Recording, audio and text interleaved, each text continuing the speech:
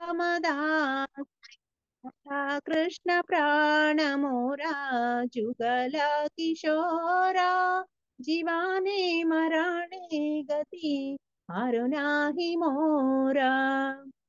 ಹರೇ ಕೃಷ್ಣ ಕೃಷ್ಣ ಕೃಷ್ಣ ಹರೇ ಹರೇ ಹರೇ ರಾಮ ರಾಮ ರಾಮ ಹರೇ ಹರೇ. ಹರೇ ಕೃಷ್ಣ ಮಾತಾಜಿ, ದಂಡವತ್ ಪ್ರಣಾಮ್, ಧನ್ಯವಾದಗಳು ಮಾತಾಜಿ. ಹರೇ ಕೃಷ್ಣ ಮಾತಾಜಿ, ಧನ್ಯವಾದಗಳು. ತುಂಬಾ ಶ್ರದ್ಧಾ ಭಕ್ತಿಯಿಂದ ಶರಣಾರ್ಥಿಯನ್ನು ಹಾಡಿದ್ದಕ್ಕೆ ಎಲ್ಲ ವೈಷ್ಣವರ ಪರವಾಗಿ ಧನ್ಯವಾದಗಳು. ಹರೇ ಕೃಷ್ಣ ಮಾತಾಜಿ. ಈಗ ಶ್ರವಣ ವಿಷಯ. ಇಂದಿನ ಶ್ರವಣ ವಿಷಯ ಶ್ರೀಮದ್ ಭಾಗವತಂ ಸ್ಕಂದ 3 ಅಧ್ಯಾಯ 4.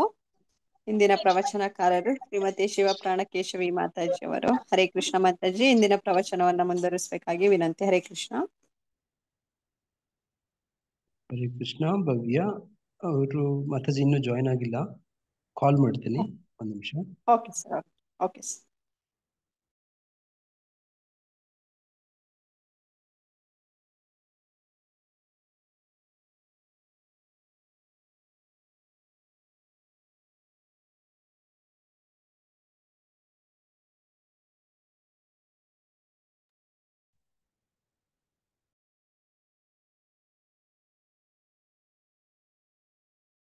ಜಯಮತಿ ಮಾತಾಜಿ, ನಿಮ್ ಕ್ಲಾಸ್ ಹೇಗಾಯ್ತು ಇವತ್ತು? ಚೆನ್ನಾಗಾಯ್ತಾ? ಗ್ರೂಪ್ ಅಲ್ಲಿ ಹಾಕಿದ್ದಾರೆ, ಕೇಳಿ. ಹೌದು, ಕೇಳ್ತೀನಿ ಮಾತಾಜಿ. ಅನೌನ್ಸ್ಮೆಂಟ್ ಚೆನ್ನಾಗಾಯ್ತು ಮಾತಾಜಿ. ನಾನು ಕೇಳಿದೆ, ಪೂರ್ತಿ ಕ್ಲಾಸ್ ಕೇಳಿದೆ. ನಾನು ಲಾಸ್ಟ್ ಅಲ್ಲಿ ಲೀವ್ ಆಗಿದೆ, ಸಾರಿ. ನಾನು ಇನ್ನೂ ಕೇಳಿಲ್ಲ ಪ್ರಭು, ಕೇಳ್ತೀನಿ. ಹರೇ ಕೃಷ್ಣ. ಶಿವಪ್ರಾಣಕೇಶವಿ ಮಾತಾಜಿಯವರು ಈಗ ಜಾಯ್ನ್ ಆಗಿದ್ದಾರೆ. ಹರೇ ಕೃಷ್ಣ. ಮಾತಾಜಿಯವರು ಒಂದು ಸಣ್ಣ ಪರಿಚಯ ಹೇಳಕ್ ಬಯಸ್ತೇನೆ. ಮಾತಾಜಿಯವರು ಮೂಲತಃ ದಕ್ಷಿಣ ಕನ್ನಡ ಜಿಲ್ಲೆಯವರು. ಮಾತಾಜಿಯವರು ಈಗ ಪ್ರಸ್ತುತ ಬೆಂಗಳೂರಲ್ಲಿ ನೆಲೆಸಿದ್ದಾರೆ. ಹಿಂದೆ ಪೊಲೀಸ್ ಇನ್ಸ್ಪೆಕ್ಟರ್ ಆಗಿ ಮಾತಾಜಿಯವರು ಹಲವು ವರ್ಷಗಳ ಸೇವೆ ಸಲ್ಲಿಸಿ ನಂತರ ಕೃಷ್ಣ ಪ್ರಜ್ಞೆ ಸಂಪರ್ಕಕ್ಕೆ ಬಂದು ಈಗ ಕೃಷ್ಣ ಪ್ರಜ್ಞೆ ಸೇವೆ ಮತ್ತೆ ಒಬ್ಬ ಸದ್ಗೃಹಿಣಿಯಾಗಿ ಮಾತಾಜಿಯವರು ಈಗ ಹಲವಾರು ಸೇವೆಗಳನ್ನು ಮಾಡ್ತಾರೆ. ಮಾತಾಜಿಯವರು ನಮ್ಮ ಗುಂಪಲ್ಲಿ ವಿಶೇಷವಾಗಿ ಪುಸ್ತಕ ವಿತರಣೆಗಳಿಗೆ ಬಹಳಷ್ಟು ಪ್ರೋತ್ಸಾಹ ಮಾಡ್ತಿದ್ದಾರೆ. ಬಹಳಷ್ಟು ರಿಯಾಯಿತಿ ದರದಲ್ಲಿ ಹಾಗೆ ಕಂತು ರೂಪದಲ್ಲಿ ಎಲ್ಲನೂ ಪುಸ್ತಕಗಳು ವಿತರಣೆ ಮಾಡೋಕ್ಕೆ ಸಹಾಯ ಮಾಡ್ತಿದ್ದಾರೆ. ಹಾಗೆಯೇ ಮಾತಾಜಿಯವರು ಮಕ್ಕಳ ಕಾರ್ಯಕ್ರಮಗಳನ್ನು ಕೂಡ ಆನ್ಲೈನಲ್ಲಿ ಮತ್ತು ಆಫ್ಲೈನಲ್ಲಿ ನಡೆಸ್ತಿದ್ದಾರೆ. ನಮ್ಮ ಹೊರಮಾವಲಿ ಇತ್ತೀಚೆಗೆ ಮಕ್ಕಳ ಕಾರ್ಯಕ್ರಮವನ್ನ ಮಾತಾಜಿಯವರು ಪ್ರಾರಂಭ ಮಾಡಿದ್ದಾರೆ. ಹೀಗೆ ಮಾತಾಜಿಯವರು ನಮ್ಮ ದೇವಸ್ಥಾನದಲ್ಲಿ ರಾಜಭೋಗ ತಯಾರಿ ಸೇವೆ, ಹಾಗೇನೆ ಯಾವುದೇ ಅವಕಾಶ ಸಿಕ್ಕಿದ್ರೂ ಕೂಡ ಸೇವೆಗಳಿಗೆ ತಯಾರಿ ಇರ್ತಾರೆ. ತಮ್ಮ ಮಕ್ಕಳನ್ನು ಕೂಡ ಕೃಷ್ಣ ಪ್ರಜ್ಞೆಯಲ್ಲಿ ತುಂಬಾ ಚೆನ್ನಾಗಿ ಬೆಳೆಸ್ತಿದ್ದಾರೆ. ಮಾತಾಜಿಯವರು ನಮಗೆ ವಾರದಲ್ಲಿ ಪ್ರಭುಪಾದ ಲೀಲಾಮೃತವನ್ನ ಪ್ರತಿ ಸೋಮವಾರ ನಡೆಸ್ಕೊಡ್ತಿದ್ದಾರೆ. ಇಷ್ಟೆಲ್ಲ ಸೇವೆ ಮಾಡ್ತಿದ್ದಾರೆ ಮಾತಾಜಿಯವರು. ಮಾತಾಜಿಯವರು ಮತ್ತೆ ಅವರ ಕುಟುಂಬ ಹೀಗೆ ಭಕ್ತಿಯಲ್ಲಿ ಮತ್ತೆ ಇನ್ನು ಹೆಚ್ಚಿನ ಪರಿಪೂರ್ಣತೆಗಳನ್ನು ಸಾಧಿಸ್ತಾ ಗುರುಕೃಷ್ಣರಿಗೆ ಸಂತೃಪ್ತಿ ಆಗೋ ರೀತಿ ಅವರು ಕೃಷ್ಣ ಪ್ರಜ್ಞೆಯನ್ನು ನಡೆಸ್ತಾ ಮುಂದುವರಿಲಿ ಅಂತ ಹೇಳಿ ಪ್ರಾರ್ಥಿಸ್ತಾ ಮಾತಾಜಿಯವ್ರನ್ನ ತಮ್ಮೆಲ್ಲರ ಪರವಾಗಿ ವೈಯಕ್ತಿಕವಾಗಿ ಬಹಳ ಗೌರವದಿಂದ ಮಾತಾಜಿಯವ್ರನ್ನ ನಾನು ಕಾರ್ಯಕ್ರಮಕ್ಕೆ ನಡೆಸ್ಕೊಡ್ಬೇಕು ಅಂತ ಆಹ್ವಾನ ಮಾಡ್ತಿದ್ದೇನೆ. ಮಾತಾಜಿ, ದಯವಿಟ್ಟು ಕಾರ್ಯಕ್ರಮ ನಡೆಸ್ಕೊಡಿ ಅಂತ ಕೇಳ್ಕೊತೀವಿ. ಹರೇ ಕೃಷ್ಣ ಮಾತಾಜಿ. ಹರೇ ಕೃಷ್ಣ ಪ್ರಭು, ಧನ್ಯವಾದಗಳು ಪ್ರಭು. ಪ್ರಭು, ನಿಮ್ಮಂತ ಹಿರಿಯ ವೈಷ್ಣವರ ಆಶೀರ್ವಾದ, ಗುರು ಗೌರಂಗರ ಆಶೀರ್ವಾದ, ಪ್ರಭುಪಾದವರ ಆಶೀರ್ವಾದದಿಂದ ನಡೀತಾ ಇದೆ ಪ್ರಭು. ನಂದೇನು ವೈಯಕ್ತಿಕ ಏನು ಇಲ್ಲ ಪ್ರಭು, ಎಲ್ಲ ವೈಷ್ಣವರದು ಗುರುಗಳ ಕೃಪೆಯಿಂದ ನಡೀತಾ ಇದೆ ಪ್ರಭು. ಧನ್ಯವಾದಗಳು ಪ್ರಭು, ನನಗೆ ಅವಕಾಶ ಕೊಟ್ಟಿದ್ದಕ್ಕೆ. ಎಲ್ಲರಿಗೂ ಹರೇ ಕೃಷ್ಣ.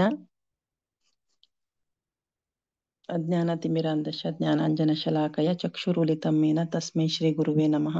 ನಮೋ ವಿಷ್ಣು ಪಾದಾಯ ಕೃಷ್ಣ ಪ್ರೇಷ್ಠಾಯ ಭೂತಲೆ ಶ್ರೀಮತಿ ಜಯಪತಾಕ ಸ್ವಾಮಿ ಇತಿ ನಾಮಿನೆ. ನಮೋ ಆಚಾರ್ಯ ಪದಾಯ ನಿತ್ಯ ಕೃಪಾ ಪ್ರದಾಯಿನಿ ಗೌರಕಥಾ ಧಾಮದಯ ನಗರ ಗ್ರಾಮ ಧಾರಿಣಿ.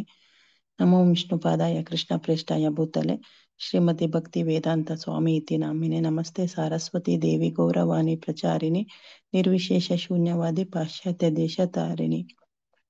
ಜೈ ಶ್ರೀ ಕೃಷ್ಣ ಚೈತನ್ಯ ಪ್ರಭು ನಿತ್ಯಾನಂದ ಶ್ರೀ ಅದ್ವೈತ ಗದಾಧರ ಶ್ರೀವಾಸಾದಿ ಗೌರ ಭಕ್ತ ವೃಂದ.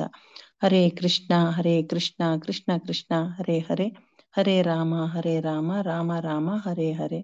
ಹರೇ ಕೃಷ್ಣ. ಇವತ್ತಿನ ಬಂದು ಸ್ಕಂದ 3 ಅಧ್ಯಾಯ 4. ವಿದುರ ಮೈತ್ರೇಯರ ಸಮಾಗಮ.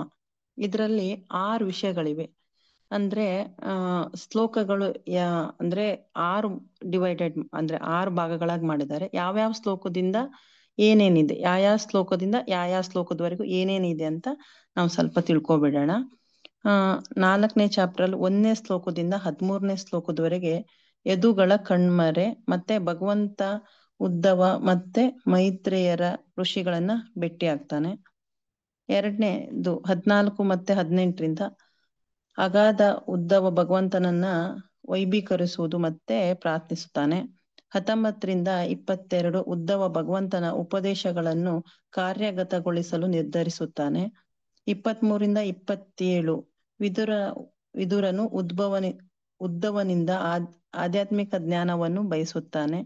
28ರಿಂದ 32 ಭಗವಂತನು ಕಣ್ಮರೆಯಾದ ನಂತರ ಉದ್ಧವನ ವಿಶೇಷ ಪಾತ್ರ. ಆಮೇಲೆ 33ರಿಂದ 36 ಉದ್ಧವನಿಂದ ವಿದುರನ ಜ್ಞಾನೋದಯ ಮತ್ತೆ ಮುಂದಿನ ಪ್ರಯಾಣ. ಇದರಲ್ಲಿ ಏನಿದೆ ಅಂದ್ರೆ ವಿದುರ ಮತ್ತು ಮೈತ್ರೇಯರನ್ನ ಭೇಟಿ ಮಾಡ್ತಾರೆ. ಅವರು ಭೇಟಿ ಆಗ್ಲಿಕ್ಕೆ ಹೋದಾಗ ಉದ್ಧವ ಇಬ್ರು ಅವರು ಭಗವಂತನ ಭೇಟಿಯಾಗಿ ಇದ್ರ ಬಗ್ಗೆ ಈ ಲೀಲೆಗಳ ಬಗ್ಗೆ ಎಲ್ಲ ಅವ್ರು ಚರ್ಚಿಸ್ತಾರೆ. ನಾವು ಅದನ್ನ ಹಿಂದಿನ 2 ಅಧ್ಯಾಯಗಳಲ್ಲಿ ತಿಳ್ಕೊಂಡಿದ್ವಿ. ವಿದುರ ಎಲ್ಲಾ ಕಡೆ ಅಂದ್ರೆ ಪರ್ಯಟನ ಅಂದ್ರೆ ಎಲ್ಲಾ ಕಡೆ ತಿರುಗಾಡ್ ಬಂದು ಉದ್ಧವರನ್ನ ಭೇಟಿ ಆಗ್ತಾರೆ. ಉದ್ಧವರು ವಿದುರನಿಗೆ ಪ್ರಶ್ನೆ ಕೇಳ್ತಾರೆ, ಕೃಷ್ಣ ಈ ತರ ಎಲ್ಲಾ ನಿನ್ ಬಗ್ಗೆ ಹೇಳ್ತಾ ಇದ್ದ, ನಿನ್ ಬಗ್ಗೆನ ಸ್ಮರಣೆ ಮಾಡ್ತಾ ಇದ್ದ ಅಂತ ಕೇಳ್ತಾರೆ. ಆಗ ಅವರು ಕೃಷ್ಣಂದು ವೃಂದಾವನ ಲೀಲೆಗಳು, ಆಮೇಲೆ ದ್ವಾರಕಾ ಲೀಲೆಗಳು, ಕುರುಕ್ಷೇತ್ರ ಲೀಲೆಗಳನ್ನು ಕೂಡ ಅವರು ಸ್ಮರಣೆ ಮಾಡ್ತಾರೆ. ಯದುವಂಶ ನಾಶವಾಗಿದ್ ಬಗ್ಗೆ ಹೇಳ್ತಾರೆ. ಅಂದ್ರೆ ವಿದುರನಿಗೆ ಗೊತ್ತಿರಲ್ಲ, ಭಗವಂತ ಉದ್ಧವನ್ ಭೇಟಿಯಾಗಿದ್ದು ಎಲ್ಲ ನೆನ್ಸ್ಕೊಳ್ತಾರೆ. ಅದು ಈ ಪ್ರಸಂಗವನ್ನ ವಿದುರನಿಗೆ ಉದ್ಧವರು ಹೇಳ್ತಾರೆ. ಆ ಪ್ರಸಂಗವನ್ನ ಈ ಅಧ್ಯಾಯದಲ್ಲಿ ನಾವು ನೋಡ್ತಾ ಇದ್ದೀವಿ. ಓಂ ನಮೋ ಭಗವತೆ ವಾಸುದೇವಾಯ, ಓಂ ನಮೋ ಭಗವತೆ ವಾಸುದೇವಾಯ, ಓಂ ನಮೋ ಭಗವತೆ ವಾಸುದೇವಾಯ. ನಾರಾಯಣ ನಮಸ್ಕೃತಂ ನರಚೈವ ನರೋತ್ತಮಂ ದೇವಿ ಸರಸ್ವತಿ ವ್ಯಾಸ ತಥೋ ಜಯೋ ಮುದೀರಯೇತ್. ನಷ್ಟಪ್ರಾಯೇಷು ಅಭದ್ರೇಷು ನಿತ್ಯ ಭಾಗವತ ಸೇವೆಯ ಭಗವತಿ ಉತ್ತಮ ಶ್ಲೋಕೆ ಭಕ್ತಿರ್ಭವತಿ ನೈಷ್ಟಿಕಿ. ಕೃಷ್ಣಾಯ ವಾಸುದೇವಾಯ ದೇವಕಿ ನಂದನಾಯ ಚ ನಂದಗೋಪಕುಮಾರಾಯ ಗೋವಿಂದಾಯ ನಮೋ ನಮಃ. ಮೂಕಂ ಕರೋತಿ ವಾಚಾಲಂ ಪಂಗುಂ ಲಂಘಾಯತೆ ಗಿರಿ ಯತ್ಕೃಪಾತಮಹಂ ವಂದೇ ಶ್ರೀ ಗುರು ದೀನತಾರಿಣಿ ಪರಮಾನಂದ ಮಾಧವ ಶ್ರೀ ಚೈತನ್ಯವೀಶ್ವರ. ಎಲ್ಲರಿಗೂ ಹರೇ ಕೃಷ್ಣ. ನಾವು 1ನೇ ಶ್ಲೋಕದಿಂದ ನೋಡ್ಕೊಂತ ಹೋಗೋಣ. 1ನೇ ಶ್ಲೋಕದಲ್ಲಿ ಏನಿದೆ ಅಂತಂದ್ರೆ,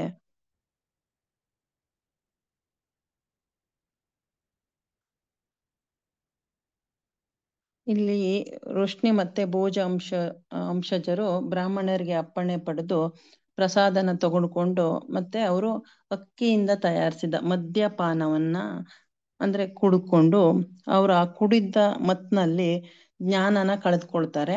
ಕಟು ಮಾತುಗಳಿಂದ ಒಬ್ಬರನ್ನೊಬ್ರು ಬೈಕೊಳ್ತಾರೆ. ಆದ್ರಿಂದ ಒಬ್ಬರ ಹೃದಯ ಚುಚ್ಚುತ್ತದೆ. ಅಂದ್ರೆ ಅವ್ರು ಮಾತಾಡಿದ ಕಟು ಮಾತುಗಳಿಂದ ಒಬ್ಬೊಬ್ರಿಗೆ ಬೇಜಾರಾಗ್ತದೆ. ಆ ಕೋಪದಿಂದ ಒಬ್ರು ಹೊಡೆದಾಡ್ಕೊಂಡು ಅವರು ಎಲ್ಲರೂ ಮರಣ ಹೊಂದ್ತಾರೆ. ಅದರಲ್ಲಿ ಕೇವಲ 2-3 ಜನ ಮಾತ್ರ ಅಲ್ಲಿ ಉಳಿತಾರೆ. ಇದು ಯಾಕಾಗಿದೆ ಅಂತ ಪ್ರಭುಪಾದವ್ರು ಹೇಳ್ತಾ ಇದ್ದಾರೆ. ಯಾಕೆ ಅಂತಂದ್ರೆ ಕುಡಿಯುವ ಚಟ ಅತ್ಯಂತ ಕೆಟ್ಟದು. ಈಗ ನಾವು ನೋಡ್ಬೋದು ಈಗ ಒಂಥರ ಅದು ಟ್ರೆಂಡ್ ಆಗ್ಬಿಟ್ಟಿದೆ. ಸುಸಂಸ್ಕೃತ ಪರಿವಾರದವರು ಸಹ ಈ ಕುಡಿಯುವ ಚಟದಲ್ಲಿ ಬಿದ್ಕೊಂಡು ಅವ್ರ ಜೀವನನೇ ನಾಶ ಮಾಡ್ಕೊಂತ ಇದ್ದಾರೆ. ಇಲ್ಲಿ ನಾವು ಏನ್ ತಿಳ್ಕೊಬಹುದು ಅಂತಂದ್ರೆ ರೋಷ್ಣಿ ಮತ್ತೆ ಭೋಜ ವಂಶದವರು ನಾಶವಾಗಿದ್ದು ಇದೇ ಪ್ರಭಾವದಿಂದ, ಕುಡಿಯೋದ್ರಿಂದಾನೇ ಅವರು ನಾಶವಾದ್ರು ಅಂತ ನಾವಿಲ್ಲಿ ತಿಳ್ಕೊಬಹುದು. ಕುಡಿಯೋದು ಸಹ ಒಂದು ಧರ್ಮದ ಅಂದ್ರೆ ಅಧರ್ಮ ಅದು. ಅದನ್ನ ನಾವಿಲ್ಲಿ ನೋಡ್ಬೋದು. ಧರ್ಮಕ್ಕೆ 4 ಕಾಲುಗಳಿವೆ. ಯಾವ್ಯಾವ್ದು ಅಂತಂದ್ರೆ ಸತ್ಯ, ದಯ, ಶೌಚ, ತಪಸ್ಸು. ಸತ್ಯ ಏನಕ್ ನಾಶ ಆಗ್ತದೆ ಅಂದ್ರೆ ಜೂಜಾಡೋದ್ರಿಂದ. ದಯ ಯಾಕೆ ನಾಶ ಆಗ್ತದಂದ್ರೆ ಮಾಂಸನ ಸೇವಿಸೋದ್ರಿಂದ. ಶೌಚ ಏನದಂದ್ರೆ ಪರಸ್ತ್ರೀ ಆರ್ ಪರಪುರುಷರ ಸಂಘ ಮಾಡೋದ್ರಿಂದ. ತಪಸ್ಸು ಯಾಕೆ ನಾಶವಾಗ್ತದಂದ್ರೆ ಕುಡಿಯುವುದ್ರಿಂದ ತಪಸ್ಸು ನಾಶವಾಗ್ತದೆ. ನಾವಿಲ್ಲಿ ಅಂದ್ರೆ ತಪಸ್ಸು ಕುಡಿಯೋದ್ರ ಬಗ್ಗೆ ಸ್ವಲ್ಪ ಇದ್ ಮಾಡೋಣ. ನಾವು ಕುಡಿಯೋದಂತಂದ್ರೆ ಮದ್ಯಪಾನ ಸೇವಿಸೋದ್ರ ಜೊತೆಗೆ ಟೀ ಕಾಫಿನೂ ಕುಡಿಯೋದನ್ನು ನಮ್ ಇಸ್ಕಾನಲ್ಲಿ ನಿಷೇಧ ಆಗಿದೆ. ಯಾಕೆ ಅಂತಂದ್ರೆ ಅವೆರಡು ನಶೆ ಪದಾರ್ಥಗಳಾಗಿರೋದ್ರಿಂದ ಅವನ್ನ ಕುಡಿಬಾರ್ದು ಅಂತ ಪ್ರಭುಪಾದರು ಹೇಳ್ತಾರೆ. ಯಾಕಂದ್ರೆ ಅದು ನಮ್ಮ ಭಕ್ತಿಗೆ ಅಡ್ಡಿ ತರ್ತದೆ ಅಂತ.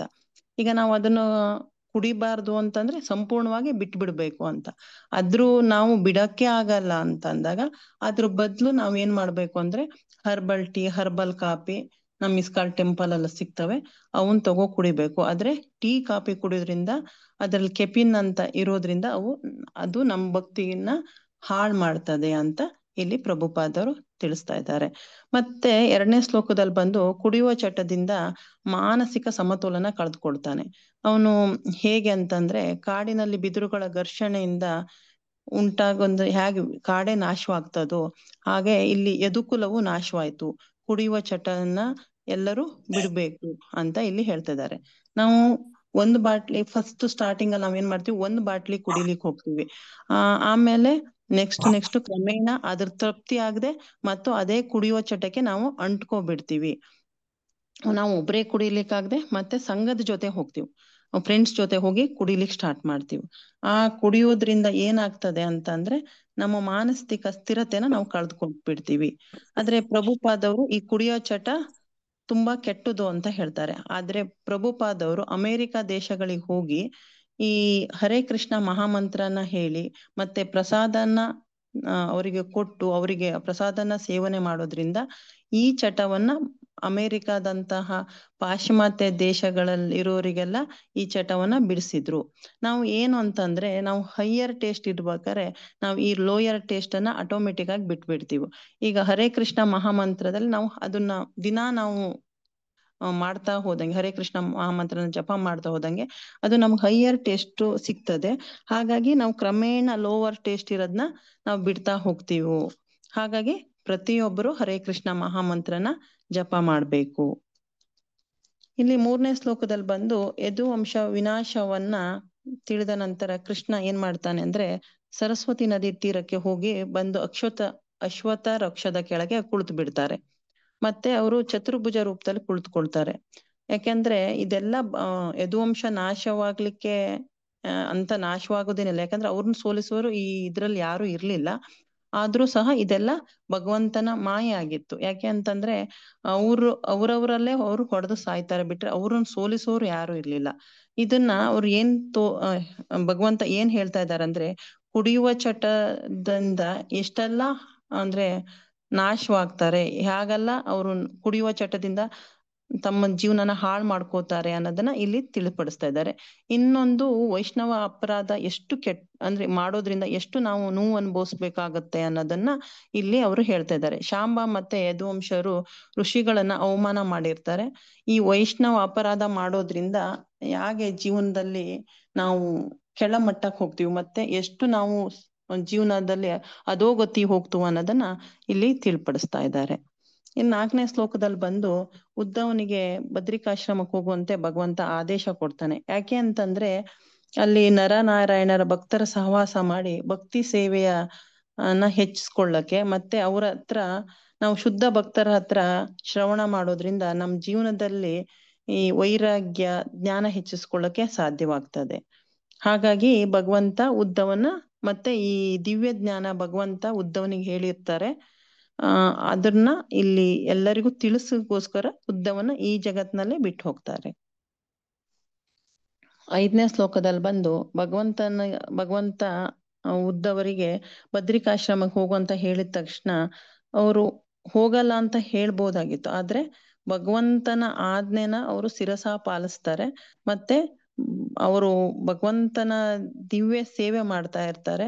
ಅವರು ಪಾದಕಮಲಗಳ ಸೇವೆ ಮಾಡ್ತಾ ಇರೋದ್ರಿಂದ ಅದನ್ನ ಅವರು ಸಹಿಸ್ಕೊಳಕ್ಕಾಗಲ್ಲ. ಭಗವಂತನ ಬಿಟ್ಟು ಅವರು ದೂರ ಇರ್ಲಿಕ್ಕಾಗಲ್ಲ. ಹಾಗಾಗಿ ಅದೆಲ್ಲ ಅವರು ತಡ್ಕೋಬೇಕು ಅಂತ ಅವರು ಬದ್ರಿಕಾಶ್ರಮಕ್ಕೆ ಹೋಗ್ಲಿಕ್ಕೆ ಒಪ್ಕೋತಾರೆ. ಇಲ್ಲಿ ನಾವು 6ನೇ ಶ್ಲೋಕದಲ್ಲಿ ಏನ್ ತಿಳ್ಕೊತೀವಿ ಅಂತಂದ್ರೆ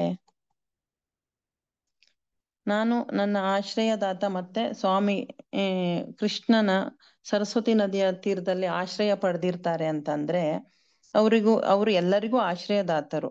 ಅವರೇ ಹೋಗಿ ಒಂದು ವೃಕ್ಷದ ಕೆಳಗೆ ಆಶ್ರಯ ಪಡಿತಾರೆ ಅಂತಂದ್ರೆ ನಾವು ಅಚ್ಚರಿ ಪಡ್ಬೇಕಾಗಿದೆ. ಯಾಕೆ ಅಂತಂದ್ರೆ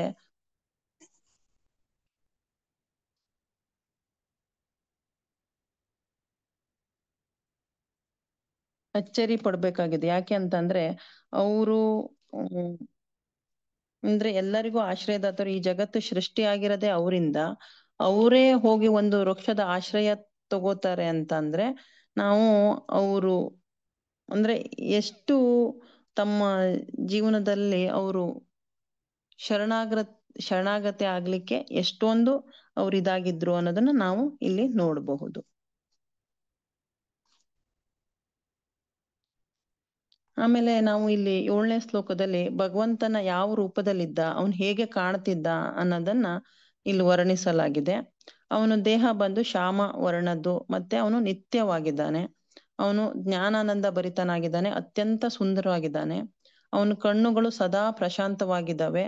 ಅವನು ಉದಯಿಸುವ ಸೂರ್ಯನಂತೆ ಕೆಂಪಾಗಿದ್ದಾನೆ. 4 ತೋಳುಗಳಿವೆ. ಆ ತೋಳುಗಳಲ್ಲಿ ವಿವಿಧ ಲಾಂಛನ ಚಿಹ್ನೆಗಳನ್ನ ಹಿಡಿದಿದ್ದಾನೆ. ಅವನು ಪಿತಾಂಬರಿಯನ್ನ ಧರಿಸಿದ್ದಾನೆ. ಅವನು ದೇವೋತ್ತಮ ಪರಮ ಪುರುಷ ಅಂತ ನಾವು ಹೇಳಬಹುದು. ಮತ್ತೆ ಅಂದ್ರೆ ಭಗವಂತನ ರೂಪ ಅತ್ಯಂತ ಸುಂದರವಾದ ರೂಪ ಅದು ಅಂತ ಕೃಷ್ಣ ರೂಪ ಸುಂದರವಾಗಿದ್ದು. ಯಾಕೆ ಅಂತಂದ್ರೆ ನಾವು ಅವನ್ ನೋಡಿದಾಗ ನಮ್ಗೇನೋ ಒಂಥರ ಅಟ್ರಾಕ್ಟಿವ್ ಆಗ್ತೀವಿ. ಅದೇ ರೂಪನ ಇಲ್ಲಿ ಉದ್ದವನಿಗೂ ಅವರು ಕಾಣಿಸ್ತಾರೆ. ಅಂದ್ರೆ ಭಗವಂತ ನಿರಾಕಾರ ಅಂತ ಹೇಳೋರಿಗೆ ನಾವು ಅವನು ಈ ತರ ಸುಂದರ ರೂಪ ನೋಡಿದಾಗೂ ಅವ್ರು ನಿರಾಕಾರ ಅಂತಾರಂದ್ರೆ ಅವ್ರು ಎಂತ ಅವರು ಅಂತ ನಾವಿಲ್ಲಿ ತಿಳ್ಕೊಬಹುದು. ಭಗವಂತನ ರೂಪ ಸುಂದರವಾದದ್ದು ಮತ್ತೆ ಸಾಕಾರ ರೂಪದ್ದು ಅಂತ ನಾವಿಲ್ಲಿ ತಿಳ್ಕೊಬಹುದು ಈ ಶ್ಲೋಕದಲ್ಲಿ. 8ನೇ ಶ್ಲೋಕ ಬಂದು ಎಡಗಾಲಿನ ತೊಡೆಯ ಮೇಲೆ ಬಲಗಾಲನ್ನ ಇಟ್ಕೊಂಡು ಕೂತ್ಕೊಂತಾನೆ ಭಗವಂತ. ಆಮೇಲೆ ಅಶ್ವತ್ಥ ವೃಕ್ಷದ ಆಶ್ರಯನ ಪಡಿತಾನೆ. ಅದು ಚಿಕ್ಕದಾಗಿತ್ತು. ಅದ್ರ ಕೆಳಗಡೆ ಭಗವಂತ ಕೂತಿರ್ತಾನೆ. ಈ ಅಶ್ವತ್ಥ ವೃಕ್ಷದ ಏನು ಪ್ರತೀಕ ಅಂತಂದ್ರೆ ವಿಶ್ವದ ಪ್ರತೀಕ. ಇದು ಭಗವದ್ಗೀತೆ ಶ್ಲೋಕದಲ್ಲೇ ಹೇಳಿದ್ದೆ, 15ನೇ ಅಧ್ಯಾಯದ ಶ್ಲೋಕದಲ್ಲಿ. ಊರ್ಧ್ವ ಮೂಲಂ ಮದ ಶಾಖಂ ಅಶ್ವತ್ಥಂ ಪ್ರಾಹುರವ್ಯಯಂ ಛಂದಾಸಿ ಯಸ್ಯ ಪರ್ಣಾನಿ ಯಸ್ತೌ ವೇದ ಸ ವೇದವಿತ್ ಅಂತಂದ್ರೆ ಈ ಅಶ್ವತ್ಥ ವೃಕ್ಷನ ಈ ಭೌತಿಕ ಜಗತ್ತಿಗೆ ಹೋಲಿಸಲಾಗಿದೆ. ಅಂದ್ರೆ ತಲೆ ಕೆಳಗಾಗಿ ಬೇರುಗಳು ವೃಕ್ಷ ತಲೆ ಕೆಳಗಾಗಿದೆ, ಬೇರುಗಳು ಮೇಲಿವೆ, ಮತ್ತೆ ಅದ್ರದ್ದು ಶಾಖೆಗಳೆಲ್ಲ ಕೆಳಗಿವೆ ಅಂತಂದ್ರೆ ಈ ಆಧ್ಯಾತ್ಮಿಕ ಜಗತ್ತಿನ ಸಹಾಯದಿಂದ ಈ ಭೌತಿಕ ಜಗತ್ತು ಸೃಷ್ಟಿಯಾಗಿದೆ ಅಂತ ನಾವು ತಿಳ್ಕೊಬಹುದು. ಯಾಕೆಂದ್ರೆ ಭಗವಂತನ ಹಿಂದೆ ಇದ್ದಾನೆ ಅಂತಂದ್ರೆ ಈ ಭೌತಿಕ ಪ್ರಕೃತಿ ಭಗವಂತನ ಹಿಂದೆ ಇದೆ ಅಂತಂದ್ರೆ ಭಗವಂತನಿಂದಾನೇ ಇದು ಸೃಷ್ಟಿಯಾಗಿದೆ ಅಂತ ನಾವು ತಿಳ್ಕೊಬಹುದು. ಇದು ಭಗವಂತನ ಮುಂದೆ ಇದು ಅತಿ ಚಿಕ್ಕದಾಗಿದೆ. ಅದಕ್ಕೆ ಈ ಚಿಕ್ಕದಾದ ಅಶ್ವತ್ಥ ವೃಕ್ಷಗೆ ಹೋಲಿಸಲಾಗಿದೆ ಭೌತಿಕ ಜಗತ್ತನ್ನ. ಈ ಭೌತಿಕ ಜಗತ್ತು ಪಂಚಧಾತುಗಳಿಂದ ಸೃಷ್ಟಿಯಾಗಿದೆ. ಅಶ್ವತ್ಥ ವೃಕ್ಷವನ್ನ ಯಾಕೆ ಹಂಗ್ ಕರೀತಾರೆ ಅಂತಂದ್ರೆ ಅಶ್ವತ್ಥ ವೃಕ್ಷ ಬೇಗ ಸಾಯೋದಿಲ್ಲ.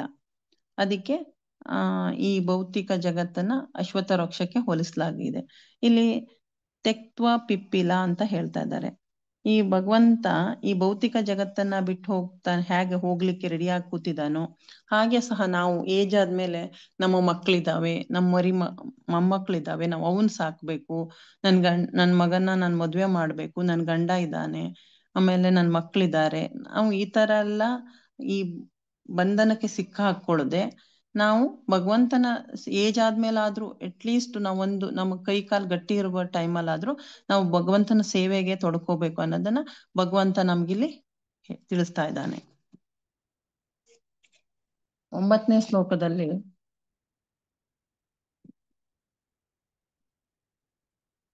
ಮೈತ್ರೇಯ ಮತ್ತೆ ಕೃಷ್ಣನ ಪರಮ ಭಕ್ತರಾಗಿರ್ತಾರೆ. ಆಮೇಲೆ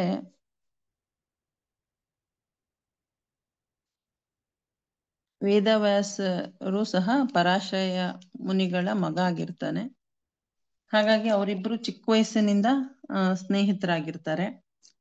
ಇಲ್ಲಿ ನಾವೇನ್ ತಿಳ್ಕೊಬಹುದು ಅಂತಂದ್ರೆ ಅಜ್ಞಾತ ಸುಕೃತಿ ಅಂತಂದ್ರೆ ಏನು ಅನ್ನೋದನ್ನ ಇಲ್ಲಿ ತಿಳ್ಕೊಬಹುದು.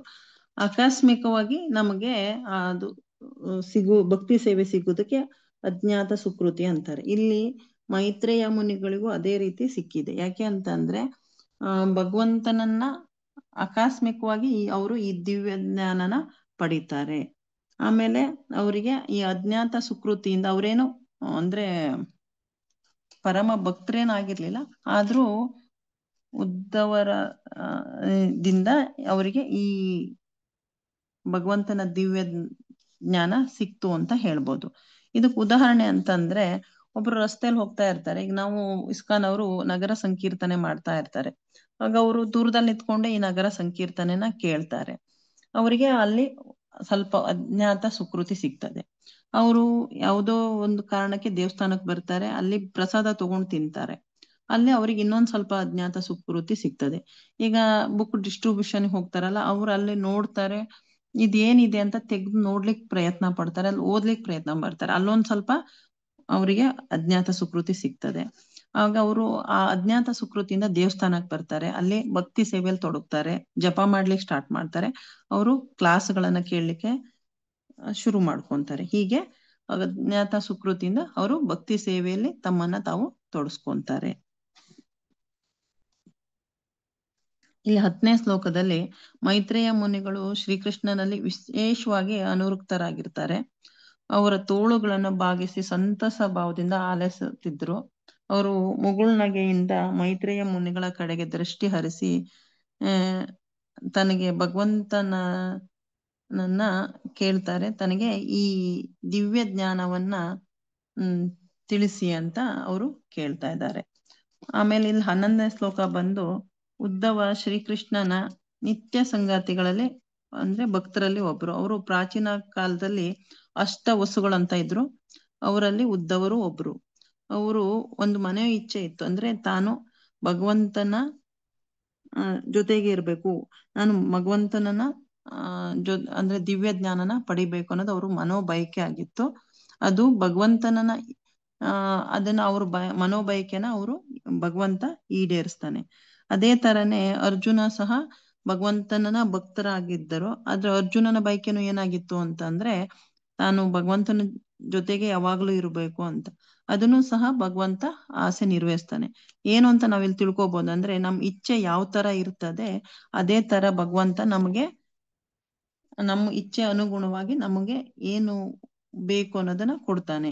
ಭಗವಂತನಿಗೆ ನಮ್ಗೆ ಏನ್ ಬೇಕು ಏನ್ ಬೇಡ ಅಂತ ಗೊತ್ತಿದೆ, ಆದ್ರೂ ಸಹ ನಾವು ಭಗವಂತನ ಹತ್ರ ಬೇಡ್ತೀವಿ. ಯಾಕೆ ಅಂತಂದ್ರೆ ಭಗವಂತನಿಗೆ ನಮ್ಗೆ ಒಂದು ವಿಶೇಷವಾದ ಸಂಬಂಧ ಬೆಳಿಲಿ ಅನ್ನೋ ಒಂದ್ಗೋಸ್ಕರ. ಇಲ್ಲಿ ಶುದ್ಧ ಭಕ್ತರು ಯಾವಾಗ್ಲೂ ತಮಗೇನ್ ಬೇಕು ಅಂತ ಬೇಡಲ್ಲ, ಆದ್ರೆ ಅವ್ರು ಏನ್ ಬೇಡ್ಕೋತಾರಂತ ಅಂದ್ರೆ ತಮ್ಗೆ ಯಾವಾಗ್ಲೂ ಭಗವಂತನ ಸೇವೆ ಸಿಕ್ಲಿ, ಭಗವಂತನ ಸೇವೆಯಲ್ಲಿ ಸದಾ ನಾವು ಇರುವಂತೆ ಮಾಡು ಭಗವಂತ ಅಂತ ಬೇಡ್ಕೊಂತಾರೆ. ನಾವು ಭಗವಂತನ ಹತ್ರ ಹ್ಯಾಗ್ ಬೇಡ್ಬೇಕು ಅಂತಂದ್ರೆ ಭಗವಂತನೇ ನೀನೇ ಬೇಕು ಅಂತ ಬೇಡ್ಬೇಕಂತೆ. ನಮ್ಗೆ ಅದು ಐಶ್ವರ್ಯ ಬೇಕು, ಸಂಪತ್ತು ಬೇಕು, ಅದು ಬೇಕು ಇದು ಬೇಕು ಅಂತಂದ್ರೆ ಏನಾಗತ್ತೆ ಅಂತಂದ್ರೆ ಭಗವಂತ ಅದನ್ನ ಕೊಡ್ತಾನೆ, ಭಗವಂತ ಸಿಗಲ್ಲ. ಆದ್ರೆ ಭಗವಂತ ನೀನೇ ಬೇಕು ಅಂತ ಬೇಡ್ದಾಗ ಏನಾಗ್ತದೆ, ನಮ್ಗೆ ಅವೆಲ್ಲ ಸಿಗ್ತದೆ. ಭಗವಂತನೇ ಎಲ್ಲದರ ಮೂಲ ಆಗಿರೋದ್ರಿಂದ ಭಗವಂತನ್ ಬೇಡ್ದಾಗ ನಮ್ಗೆ ಅವೆಲ್ಲ ಸಿಗ್ತವೆ. ನಾವು ಹಾಗಾದ್ರೆ ಏನ್ ಕೇಳ್ಬೇಕು ಅಂದ್ರೆ ಭಗವಂತನ್ ಬೇಡ್ಬೇಕಾದ್ರೆ ಭಗವಂತ ನೀನೇ ಬೇಕು ಅಂತ ನಾವು ಕೇಳ್ಬೇಕಂತೆ. ಇಲ್ಲಿ ನಾವು ಉದಾಹರಣೆ ಕೊಡ್ಬೋದು. ನಾವೀಗ ಕಾರನ್ನ ಸ್ಟೇರಿಂಗ್ ಹಿಡ್ಕೊಂಡು ಓಡಿಸ್ಬೇಕಾದ್ರೆ ನಾವು ಯಾವ ಕಡೆ ತಿರುಗಿಸ್ತೀವೋ ಆ ಕಡೆ ಹೋಗ್ತದೆ. ಹಾಗಾಗಿ ನಾವು ಭಗವಂತನ ಹತ್ರ ಅಧಿಕಾರ ಬೇಕು, ಹಣ ಬೇಕು, ಅಂತಸ್ತು ಬೇಕು ಅಂತ ಕೇಳಿದ್ರೆ ಅದು ಸಿಗ್ತದೆ, ಆದ್ರೆ ಭಗವಂತ ಸಿಗಲ್ಲ. ನಾವು ದೃಢ ನಿರ್ಧಾರ ಮಾಡ್ಬೇಕು, ಭಗವಂತ ನೀನೇ ಬೇಕು, ನಿನ್ನ ಬಿಟ್ರೆ ನಮ್ಗೇನು ಬೇಡ ಅಂತಂದಾಗ ನಮ್ಗೆ ಈ ಜನ್ಮದಲ್ಲಾದ್ರೂ ಇನ್ನೊಂದ್ ಜನ್ಮದಲ್ಲಾದ್ರೂ ಆ ಭಗವಂತ ಆ ಕರುಣೆ ಮಾಡಿ ನಮ್ಗೆ ಭಗವಂತ ಸಿಗೋಂಗೆ ಮಾಡ್ತಾನೆ. ಆದ್ರೆ ನಮ್ಮ ಭಕ್ತಿ ದೃಢವಾಗಿರ್ಬೇಕು. ನಾವು ಅಷ್ಟೊಂದು ದೃಢವಾಗಿ ನಿರ್ಧಾರ ಮಾಡಿರ್ಬೇಕು ನಮಗ್ ಭಗವಂತನೇ ಬೇಕು ಅಂತ. ಅವಾಗ ಮಾತ್ರ ನಮ್ಗೆ ಅದು ಭಗವಂತ ಕೊಟ್ಟೆ ಕೊಡ್ತಾನೆ ಅನ್ನೋದನ್ನ ನಾವಿಲ್ಲಿ ತಿಳ್ಕೊಬಹುದು. ನಾವಿಲ್ಲಿ 12ನೇ ಶ್ಲೋಕದಲ್ಲಿ ಏನ್ ತಿಳ್ಕೊಬಹುದು ಅಂತಂದ್ರೆ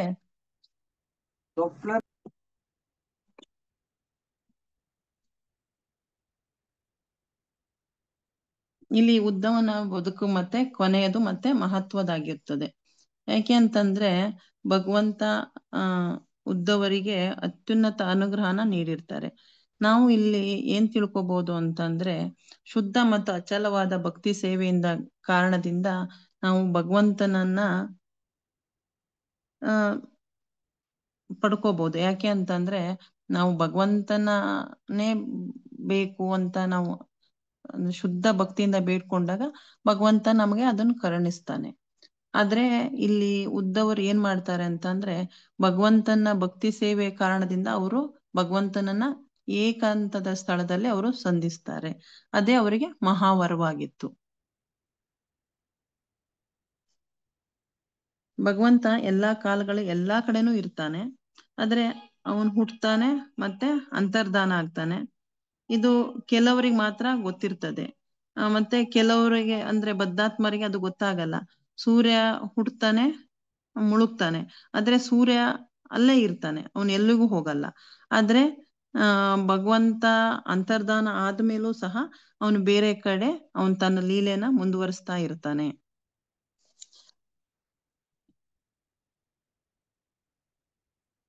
ಇಲ್ಲಿ ನಾವು 13ನೇ ಶ್ಲೋಕದಲ್ಲಿ ಏನ್ ತಿಳ್ಕೊಬಹುದು ಅಂದ್ರೆ, ಭಗವಂತ ತನ್ನ ನಾಭಿಕಮಲದಲ್ಲಿ ಪ್ರಕಟವಾದ ಅಂದ್ರೆ ನಾಭಿಕಮಲದಲ್ಲಿ ಹುಟ್ಟಿದ ಬ್ರಹ್ಮನಿಗೆ ತನ್ನ ದಿವ್ಯ ಮಹಿಮೆಯನ್ನು ಹ್ಯಾಕ್ ತಿಳಿಸ್ನೋ ಹಾಗೆ ಸಹ ನಾವ್ ಇದನ್ನ 2ನೇ ಸ್ಕಂದದಲ್ಲಿ ತಿಳ್ಕೊಂಡಿದ್ವಿ.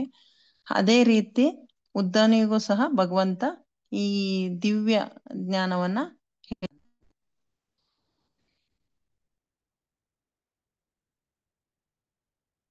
ಹರೇ ಕೃಷ್ಣ. ಒಂದೇ ಒಂದ್ ಸೆಕೆಂಡ್.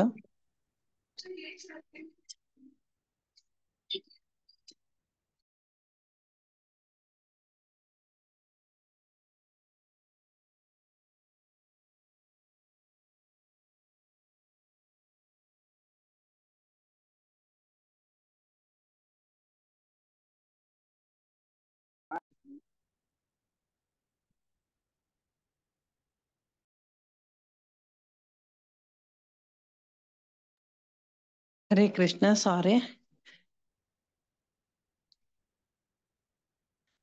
ಉದ್ದವ ಇಲ್ಲಿ ವಿದುರನಿಗೆ ಹೇಳ್ತಾನೆ, ನಾನು ದೇವೋತ್ತಮ ಪರಮ ಪುರುಷನ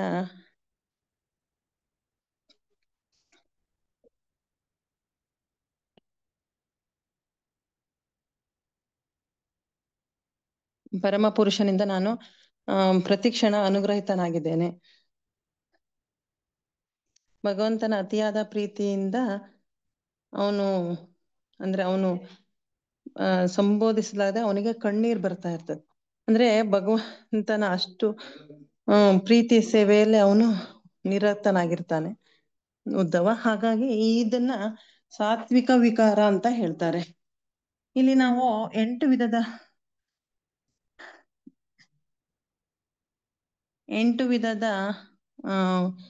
ವಿಕಾರಗಳಿವೆ. ಅವುಗಳಲ್ಲಿ ಉದ್ದವನ ದೇಹದಲ್ಲಿ ಕಂಡು ಬರ್ತಿರೋದು ಒಂದು ತೀರ ಭಾವನೆ ಅಂತ ನಾವು ಹೇಳ್ಬೋದು. ಭಗವಂತನ ಆದೇಶವನ್ನ ಅವನು ಪರಿಪಾಲಿಸ್ತಾ ಇದ್ದ, ಮತ್ತೆ ಶುದ್ಧ ಭಕ್ತನಾಗಿದ್ದ. ಅವನು ಭಕ್ತಿ ಸೇವೆಯಲ್ಲಿ ತುಂಬಾ ನಿರತವಾಗಿದ್ದ. ಯಾಕೆ ಅಂತಂದ್ರೆ ನಾವಿಲ್ಲಿ ನೋಡ್ಬೋದು, ದಾರುಕನವರು ದ್ವಾರಕದಲ್ಲಿ ಕೃಷ್ಣನಿಗೆ ಚಾಮರ ಸೇವೆ ಮಾಡ್ತಾ ಇರ್ತಾರೆ.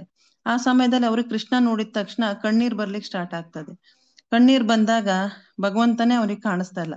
ಅವಾಗ ಅವ್ರು ದ್ವಾರಕ ಹೇಳ್ತಾರೆ, ನಾನು ಫಸ್ಟ್ ಸೇವೆ ಮಾಡ್ಬೇಕು, ಆಮೇಲೆ ನಾನು ಸಮಾಧಿ ಸ್ಥಿತಿಯನ್ನ ಪಡಿಲಿಕ್ಕೆ ಬಯಸ್ಬೇಕು. ಫಸ್ಟ್ ಸರ್ವಿಸ್, ಆಮೇಲೆ ಸಮಾಧಿ ಅಂತ. ನಾವು ಹಾಗಲ್ಲ, ಫಸ್ಟ್ ಸಮಾಧಿ ಸ್ಥಿತಿ ಆಮೇಲೆ ಸರ್ವಿಸು ಅಂತ ಹೇಳ್ತೀವಿ. ಫಸ್ಟ್ ಸೇವೆಗೆ ನಾವು ಇಂಪಾರ್ಟೆನ್ಸ್ ಕೊಡ್ಬೇಕು. ಆದ ಸೇವೆ ಮಾಡ್ತಾ ಮಾಡ್ತಾ ನಮಗೆ ಸಮಾಧಿ ಸ್ಥಿತಿಗೆ ಹೋಗ್ಲಿಕ್ಕೆ ಸಹಾಯವಾಗ್ತದೆ. ನಾವು ಫಸ್ಟು ಜಪ, ಶ್ರವಣ, ಕೀರ್ತನೆ, ಇದ್ರ ಜೊತೆಗೆ ನಾವು ಫಿಸಿಕಲ್ ಸೇವೆನು ದೇವಸ್ಥಾನದಲ್ಲಿ ಕೀರ್ತನೆ ಮಾಡೋದು, ಕ್ಲೀನಿಂಗ್ ಮಾಡೋದು, ದೇವಸ್ಥಾನನ ಭೋಗ ಮಾಡೋದು, ಪ್ರೀಚಿಂಗ್ ಮಾಡೋದು, ಬುಕ್ ಡಿಸ್ಟ್ರಿಬ್ಯೂಷನ್ ಮಾಡೋದು, ಇವೆಲ್ಲ ಸೇವೆನ ಮಾಡ್ತಾ ಬಂದಾಗ ನಾವು ಸಹ ಉದ್ದವಂತರ ಸಾತ್ವಿಕ ವಿಕಾರದ ಇದಕ್ಕೆ ನಾವು ಬರಬಹುದು ಅಂತ ಇಲ್ಲಿ ಹೇಳ್ತಾ ಇದ್ದಾರೆ. ಇದನ್ನ ಉದ್ದವ ತನ್ನ ಅಂದ್ರೆ ಭಗವಂತನ ಬಗ್ಗೆ ನಾವು ಕೇಳ್ಕೊಂಡು ಭಗವಂತ ಇಲ್ದೇ ಇರೋದನ್ನ ಇದು ಮಾಡ್ಕೊಂಡು ತನ್ನ ಕಣ್ಣಲ್ಲಿ ಅತಿರಿಕ್ತವಾಗಿ ನೀರ್ ಬರ್ತಾ ಇತ್ತು. ಅಂದ್ರೆ ಉದ್ದವ ಅಷ್ಟು ಶುದ್ಧ ಭಕ್ತರಾಗಿದ್ರು ಅನ್ನೋದನ್ನ ನಾವಿಲ್ಲಿ ತಿಳ್ಕೋಬಹುದು. 15ನೇ ಶ್ಲೋಕದಲ್ಲಿ ಭಗವಂತನ ಪಾದಕಮಲಗಳ ನಿರಂತರ ಸೇವೆಯಲ್ಲಿ ಭಕ್ತರು ನಿರಂತರಾಗಿದ್ದವರಿಗೆ ಅವರಿಗೆ ಅರ್ಥ, ಕಾಮ, ಮೋಕ್ಷ, ಧರ್ಮ ಇವ್ಯಾವುದು ಅವರಿಗೆ ಪುರುಷಾರ್ಥಗಳು ಸುಲಭವಾಗಿ ಸಿಗ್ತವೆ. ಆದ್ರೆ ಮಹಾಪುರುಷರಿಗೆ ಭಗವಂತನ ಪಾದ ಕಮಲಗಳ ಸೇವೆ ಒಂದು ಬಿಟ್ಟು ಅವರು ಬೇರೆ ಏನೂ ಬಯಸಲ್ಲ. ಯಾಕೆ ಅಂತಂದ್ರೆ ನಾವು ಹರೇ ಕೃಷ್ಣ ಮಹಾಮಂತ್ರನ ಜಪಿಸ್ಬೇಕಾದ್ರೆ ರಾಧಾರಾಣಿ ಮತ್ತೆ ಕೃಷ್ಣನ ನೀವು ದಯವಿಟ್ಟು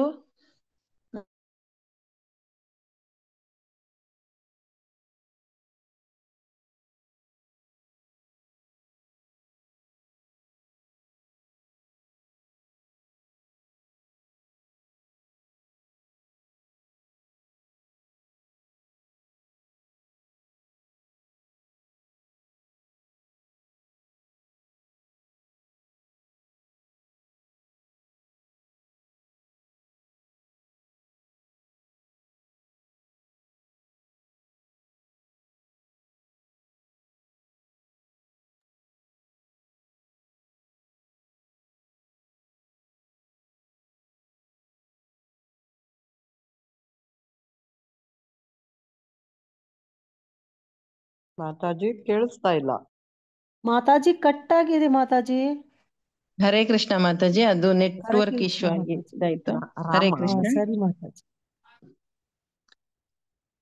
ಇಲ್ಲಿ 16ನೇ ಶ್ಲೋಕದಲ್ಲಿ ಹೇಳ್ತಾ ಇದ್ದಾರೆ, ನಿನ್ನ ಎಲ್ಲ ಅಪೇಕ್ಷೆಗಳಿಂದ ಭಗವಂತ ಎಲ್ಲ ಅಪೇಕ್ಷೆಗಳಿಂದ ಮುಕ್ತನಾದವನು, ಅವನು ಮಹಾತ್ಮನಾದವನು, ಅವನು ಕಾಮ್ಯ ಕರ್ಮಗಳಲ್ಲಿ ತೊಡಗುದಿಲ್ಲ, ಅವನು ಜನರಹಿತನಾದವನು.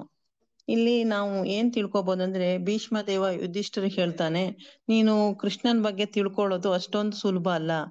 ಅವನು ತುಂಬಾ ತಿಳ್ಕೊಬೇಕಂದ್ರೆ ನೀವು ತುಂಬಾ ಅಂದ್ರೆ ಅವನ ಬಗ್ಗೆ ತಿಳ್ಕೊಬೇಕಂದ್ರೆ ನೀನ್ ತುಂಬಾ ಅವನ ಜೊತೆಗೆ ಇದ್ಕೊಂಡು ಅವನ್ ಸೇವೆ ಮಾಡ್ಕೊಂಡು ನೀನ್ ತಿಳ್ಕೊಳ್ಳಿಕ್ ಮಾತ್ರ ಸಾಧ್ಯ. ಭಗವಂತ ನಮ್ಮ ಜೀವನನ ಒಂದು ಪ್ಲಾನ್ ಪ್ರಕಾರ ಜೀವನನ ನಡೆಸ್ಬೇಕು ಅಂತ ಹೇಳ್ತಾನೆ. ಅದನ್ನೇ ನಾವು ನಡೆಸ್ಬೇಕು ಹೊರತು ನಾವು ಹ್ಯಾಕ್ ನಡೆಸ್ಬೇಕು, ಯಾಕೆ ಅದು ಇದು ಅಂತ ನಾವು ಭಗವಂತನಿಗೆ ಕ್ವಶನ್ ಮಾಡಬಾರ್ದು. ಆದ್ರೆ ಭಗವಂತ ಮಾಡೋದ್ರಲ್ಲೆಲ್ಲ ನಾವು ಶ್ರದ್ಧೆ ಇಡ್ಕೋಬೇಕು. ಭಗವಂತ ಏನು ಮಾಡ್ತಾನೋ ಅದೇ ಸತ್ಯ ಅನ್ನೋದನ್ನ ನಾವು ತಿಳ್ಕೊಬೇಕು. ಒಮ್ಮೊಮ್ಮೆ ನಮಗೇನಾದ್ರೂ ಕಷ್ಟ ಬಂತು, ಸುಖ ಬಂತು ಅಂತ ಅಂದಾಗ ಅದೆಲ್ಲ ಭಗವಂತನ ಕೃಪೆ ಅನ್ಬೇಕು. ಇಲ್ಲ ಅಂತಂದ್ರೆ ಕಷ್ಟ ಬಂತು, ಎಲ್ಲೋ ನಾವು ಹಿಂದಿನ ಜನ್ಮದಲ್ಲಿ ಎಲ್ಲೋ ಕರ್ಮ ಮಾಡಿದ್ವಿ, ಆ ಕರ್ಮ ಈಗ ನಾವು ಅನುಭವಿಸ್ತಾ ಇದ್ದೀವಿ ಅಂತ ತಿಳ್ಕೊಬೇಕು. ಬಿಟ್ರೆ ನಾವು ಭಗವಂತನ ಪ್ಲಾನ್ ಪ್ರಕಾರ ನಡಿಬೇಕೆ ಹೊರತು ನಮ್ ಪ್ಲಾನು ಇಲ್ಲಿ ವರ್ಕೌಟ್ ಆಗಲ್ಲ ಅಂತ ನಾವಿಲ್ಲಿ ತಿಳ್ಕೊಬೇಕು. ಅದೇ ರೀತಿ ಗುರುಗಳು ಆದೇಶವನ್ನ ನಾವು ನಂಬಬೇಕು. ನಮಗೆ ಪ್ರಭುಪಾದರೆ ಜಗದ್ಗುರು. ಯಾಕೆ ಅಂತಂದ್ರೆ ಅವರು 4 ಪ್ರಿನ್ಸಿಪಲ್ ನ ಕೊಟ್ಟಿದ್ದಾರೆ, ಅದನ್ನ ನಾವು ಫಾಲೋ ಮಾಡ್ಬೇಕು. ನಾವು 16 ಮಾಲೆ ಜಪ ಮಾಡ್ಬೇಕು ಅಂತ ಹೇಳ್ತಾರೆ, ಮಾಡ್ಬೇಕು. ಅದನ್ನ ಯಾಕೆ ಅಂತ ನಾವು ಕ್ವಶನ್ ಮಾಡ್ಕೊಂಡು ಮಾಡೋ ಹಂಗಿಲ್ಲ. ಮತ್ತೆ ಗುರುಗಳ ಆದೇಶ ಭಗವಂತನ ಆದೇಶ ಅಂತ ತಿಳ್ಕೊಬೇಕು. ಯಾಕಂದ್ರೆ ನಮಗೆ ಗುರುಗಳು ಕೃಷ್ಣನ ಪ್ರತಿನಿಧಿಗಳು. ಅವ್ರು ಏನ್ ಹೇಳ್ತಾರೆ ಅದನ್ನ ನಾವು ಕೇಳಿದಾಗ ನಮಗೆ ಯಶಸ್ಸು ಖಂಡಿತವಾಗಿ ಬರ್ತದೆ. ಇಲ್ಲಿ ನಾವು 17ನೇ ಶ್ಲೋಕದಲ್ಲಿ ಏನ್ ತಿಳ್ಕೊಬಹುದು ಅಂತಂದ್ರೆ, ಭಗವಂತ ಶಾಶ್ವತ ಆತ್ಮ, ಮತ್ತೆ ಕಾಲದ ಪ್ರಭಾವಕ್ಕೆ ಎಂದೂ ಅವನು ವಿಚಲಿತನಾಗೋದಿಲ್ಲ. ಅವನ ಜ್ಞಾನಕ್ಕೆ ಪರಿಮಿತಿನೇ ಇಲ್ಲ. ಅವನೇ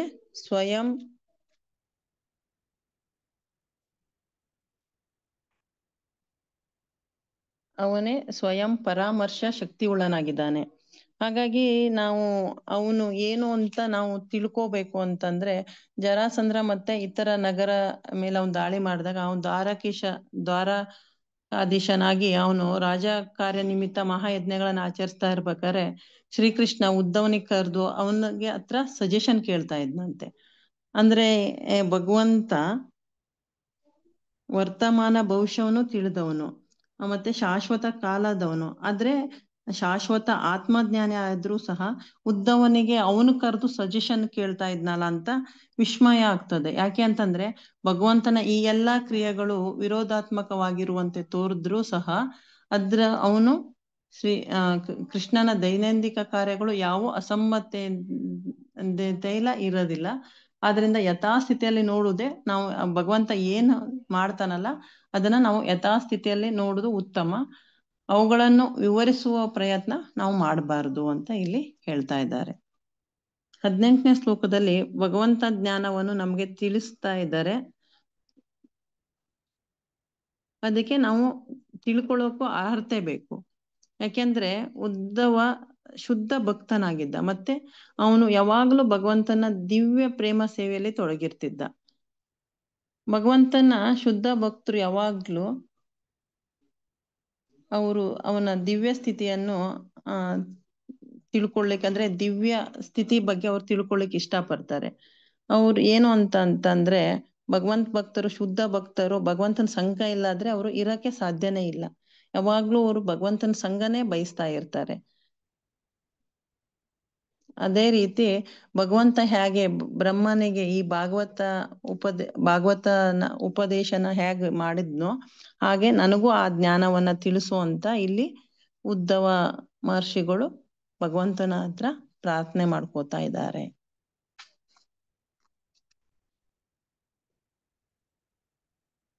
ಹತ್ತೊಂಬತ್ತನೇ ಶ್ಲೋಕದಲ್ಲಿ ಬಂದು ಪರಾಂ ಸ್ಥಿತಿಂ ಅಂದ್ರೆ ಇದು ಬಹಳ ಮುಖ್ಯವಾದದ್ದು.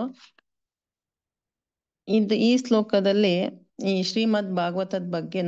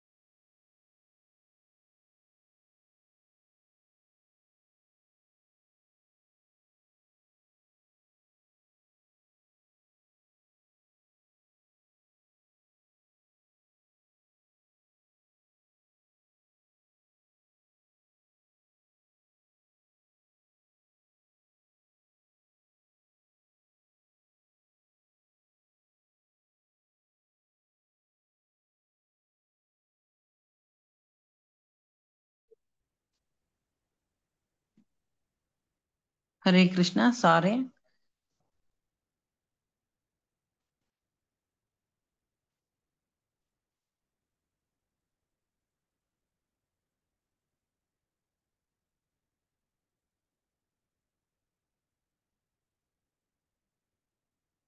ಇಲ್ಲಿ 19ನೇ ಶ್ಲೋಕದಲ್ಲಿ ಹೇಳ್ತಾ ಇದ್ದಾರೆ ಪರಾಂ ಸ್ಥಿತಿ ಬಹಳ ಮುಖ್ಯವಾದುದು. ಇಲ್ಲಿ ಶ್ರೀಮದ್ ಭಾಗವತಂದಲ್ಲಿ 2ನೇ ಸ್ಕಂದ 9ನೇ ಅಧ್ಯಾಯದಲ್ಲಿ 33ನೇ ಶ್ಲೋಕದಿಂದ 36ನೇ ಶ್ಲೋಕದಲ್ಲಿ ಬ್ರಹ್ಮನಿಗೆ ಈ ದಿವ್ಯ ಜ್ಞಾನವನ್ನ ತಿಳಿಸಿದ್ರ ಬಗ್ಗೆ ಹೇಳಿದ್ದಾರೆ.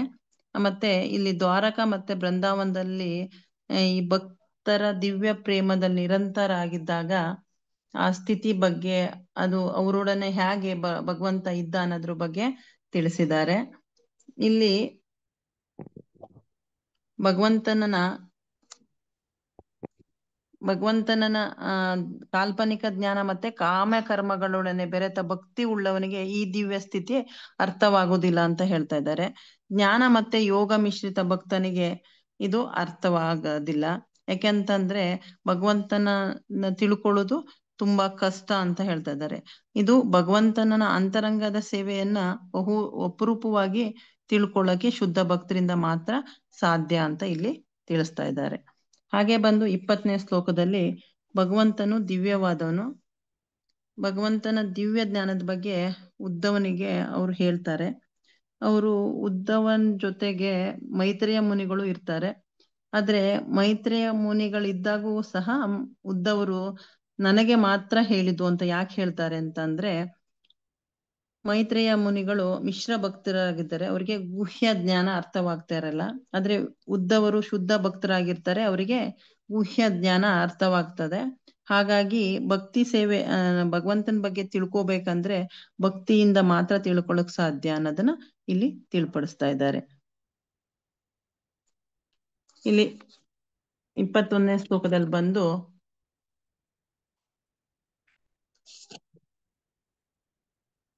ಭಗವಂತನ ವಿರಹದಿಂದ ಅವರು ಬದ್ರಿಕಾಶ್ರಮಕ್ಕೆ ಹೋಗ್ಲಿಕ್ಕೆ ಇದ್ ಮಾಡ್ಕೊಂತಾರೆ. ಅಲ್ಲಿ ಭಗವಂತನ ವಿರಹ ಕಡಿಮೆ ಆಗ್ತದೆ. ಯಾಕೆಂದ್ರೆ ಭಗವತ್ ಭಕ್ತರಿಂದ ನಾವು ಭಗವಂತನ ಬಗ್ಗೆ ಕೇಳಿ ತಿಳ್ಕೊಂಡಾಗ ಮಾತ್ರ ನಮಗೆ ಅದನ್ನಿಂದ ಭಗವಂತನ ವಿರಹವನ್ನ ಮರಿಲಿಕ್ಕೆ ಸಾಧ್ಯವಾಗ್ತದೆ. ಯಾಕಂದ್ರೆ ಅಲ್ಲಿ ಬದ್ರಿಕಾಶ್ರಮದಲ್ಲಿರೋರು ನರನಾರಾಯಣ ಶುದ್ಧ ಭಕ್ತರಾಗಿರ್ತಾರೆ.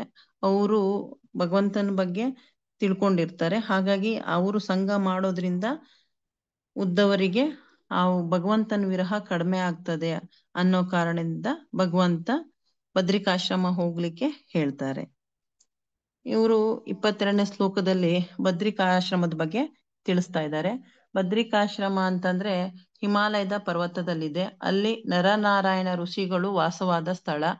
ಅದು ಒಂದು ಹಿಂದೂಗಳ ಯಾತ್ರಾ ಸ್ಥಳ. ಅಲ್ಲಿ ಸಾವಿರಾರು ಜನ ಹಿಂದೂಗಳು ಹೋಗ್ತಾರೆ. ಮತ್ತೆ ಅಲ್ಲಿ ನರನಾರಾಯಣರಿಗೆ ಗೌರವದಿಂದ ಅವರು ಭಕ್ತಿ ಸೇವೆಯನ್ನ ಸಲ್ಲಿಸ್ತಾರೆ. ಈ 5,000 ವರ್ಷಗಳ ಹಿಂದೆ ಉದ್ದವರು ಸಹ ಈ ಸ್ಥಳಕ್ಕೆ ಭೇಟಿ ನೀಡಿ ಬಂದಿದ್ರು ಅಂತ ಅನ್ನೋದನ್ನ ಇಲ್ಲಿ ತಿಳಿಸ್ತಾ ಇದ್ದಾರೆ. ನಮ್ಮ ಇಸ್ಕಾನಲ್ಲಿ ಈ 4 ಧಾಮಗಳು ಪ್ರಮುಖವಾದವು. ಅಂತಂದ್ರೆ ಇವನ್ನ ಹೋಗೋದ್ರಿಂದ ಭಕ್ತರು ಆಧ್ಯಾತ್ಮಿಕ ಪ್ರಗತಿ ಸಾಧಿಸ್ಲಿಕ್ಕೆ ಸಾಧ್ಯವಾಗ್ತದೆ ಅಂತ ತಿಳಿಸ್ತಾ ಇದ್ದಾರೆ. ಅವು ಯಾವ್ಯಾವ್ದು ಅಂದ್ರೆ ಬದ್ರಿಕಾಶ್ರಮ, ರಾಮೇಶ್ವರ, ಜಗನ್ನಾಥಪುರಿ ಮತ್ತೆ ದ್ವಾರಕೆ. ಇವೇ ಆ ಪುಣ್ಯ ಕ್ಷೇತ್ರಗಳು. ಈ ಸ್ಥಳಗಳಿಗೆ ಭಕ್ತರು ಹೋಗೋದ್ರಿಂದ ಅವರು ಪುಣ್ಯನ ಅಂದ್ರೆ ಭಗವಂತನಲ್ಲಿ ಭಕ್ತಿನ ಹೆಚ್ಚು ಮಾಡ್ಕೊಳ್ಬಹುದು ಅನ್ನೋದನ್ನ ಇಲ್ಲಿ ನಾವು ತಿಳ್ಕೋಬಹುದು.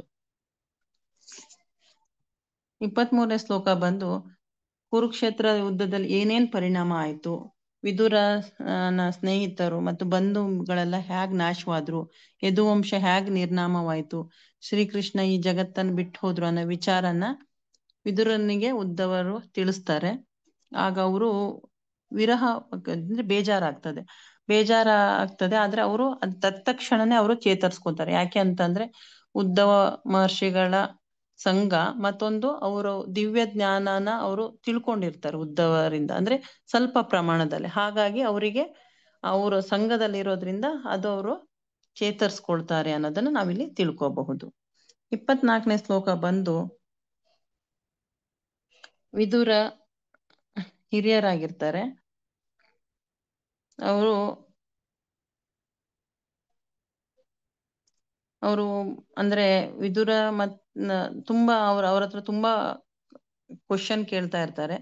ಅವರು ಕೃಷ್ಣನ ಸಮಕಾಲೀನರು ಅಂತ ಅಂದ್ರೆ ವಿದುರರು ಕೃಷ್ಣನ ತಂದೆ ವಯಸ್ಸಿನವರಾಗಿರ್ತಾರೆ. ಹಾಗಾಗಿ ಅವರು ತುಂಬಾ ಹಿರಿಯರು ಆಗಿರೋದ್ರಿಂದ ಅವರಿಗೆ ಭಕ್ತಿ ಸೇವೆಯಲ್ಲಿ ಭಗವಂತ ಅವರಿಗೆ ಭಕ್ತಿ ಸೇವೆಯಲ್ಲಿ ಮುಂದುವರಿಲಿಕ್ಕೆ ಯಾವ ತರ ಎಲ್ಲ ಮಾಡಬೇಕು ಅನ್ನೋದನ್ನ ಬೋಧನೆ ಮಾಡ್ಲಿಕ್ಕೆ ಸ್ವಲ್ಪ ಇದಾಗ್ತದೆ. ಹಾಗಾಗಿ ಅವರು ಮೈತ್ರೇಯ ಮುನಿಗಳ ಮೂಲಕ ಅವರಿಗೆ ಅದನ್ನ ಹೇಳಲಿಕ್ಕೆ ಪ್ರಯತ್ನ ಪಡಿಸ್ತಾರೆ, ಅಂದ್ರೆ ಹೇಳಲಿಕ್ಕೆ ಅವರು ಪ್ರಯತ್ನ ಮಾಡ್ತಾರೆ. 25ನೇ ಶ್ಲೋಕದಲ್ಲಿ ಬಂದು ಇಲ್ಲಿ ನಾವು ಏನ್ ತಿಳ್ಕೊಬಹುದು ಅಂತಂದ್ರೆ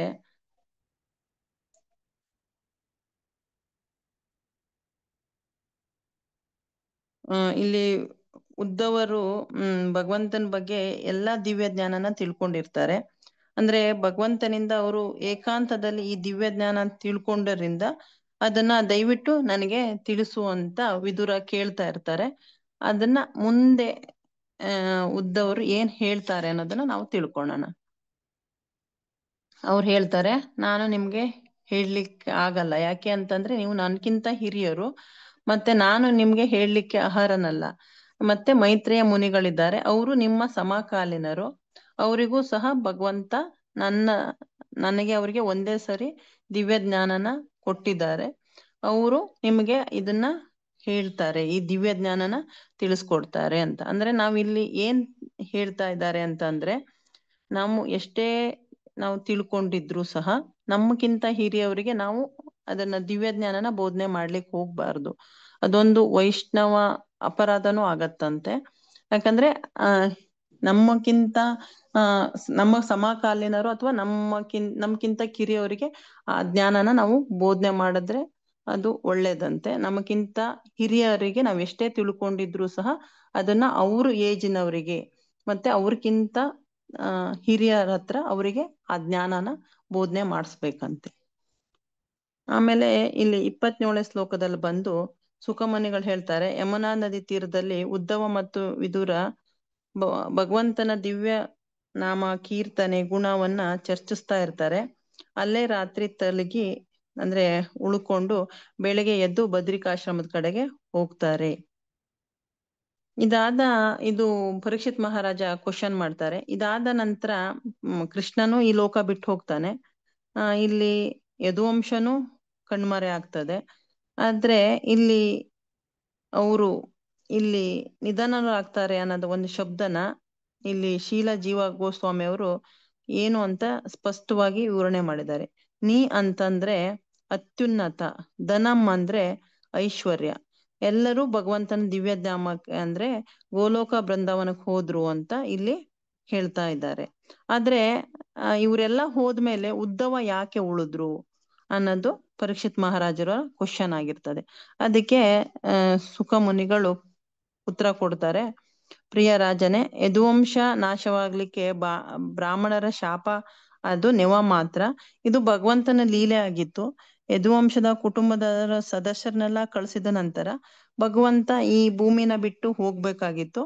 ಹಾಗಾಗಿ ಭಗವಂತ ತನ್ನ ಇಲ್ಲಿ ಬಂದು ಕೆಲಸ ಮುಗಿದ ತಕ್ಷಣ ತನ್ನ ಕಾರ್ಯ ತಾನು ಏನು ಕೆಲ್ಸಕ್ಕೆ ಬಂದ ಉದ್ದೇಶಿತ ಕಾರ್ಯ ಪೂರ್ಣವಾದ ಕೂಡ್ಲೆ ಭಗವಂತ ಇಲ್ಲಿಂದ ನಿರ್ಗಮಿಸ್ತಾನೆ ಅಂತ ಇಲ್ಲಿ ಹೇಳ್ತಾ ಇದ್ದಾರೆ.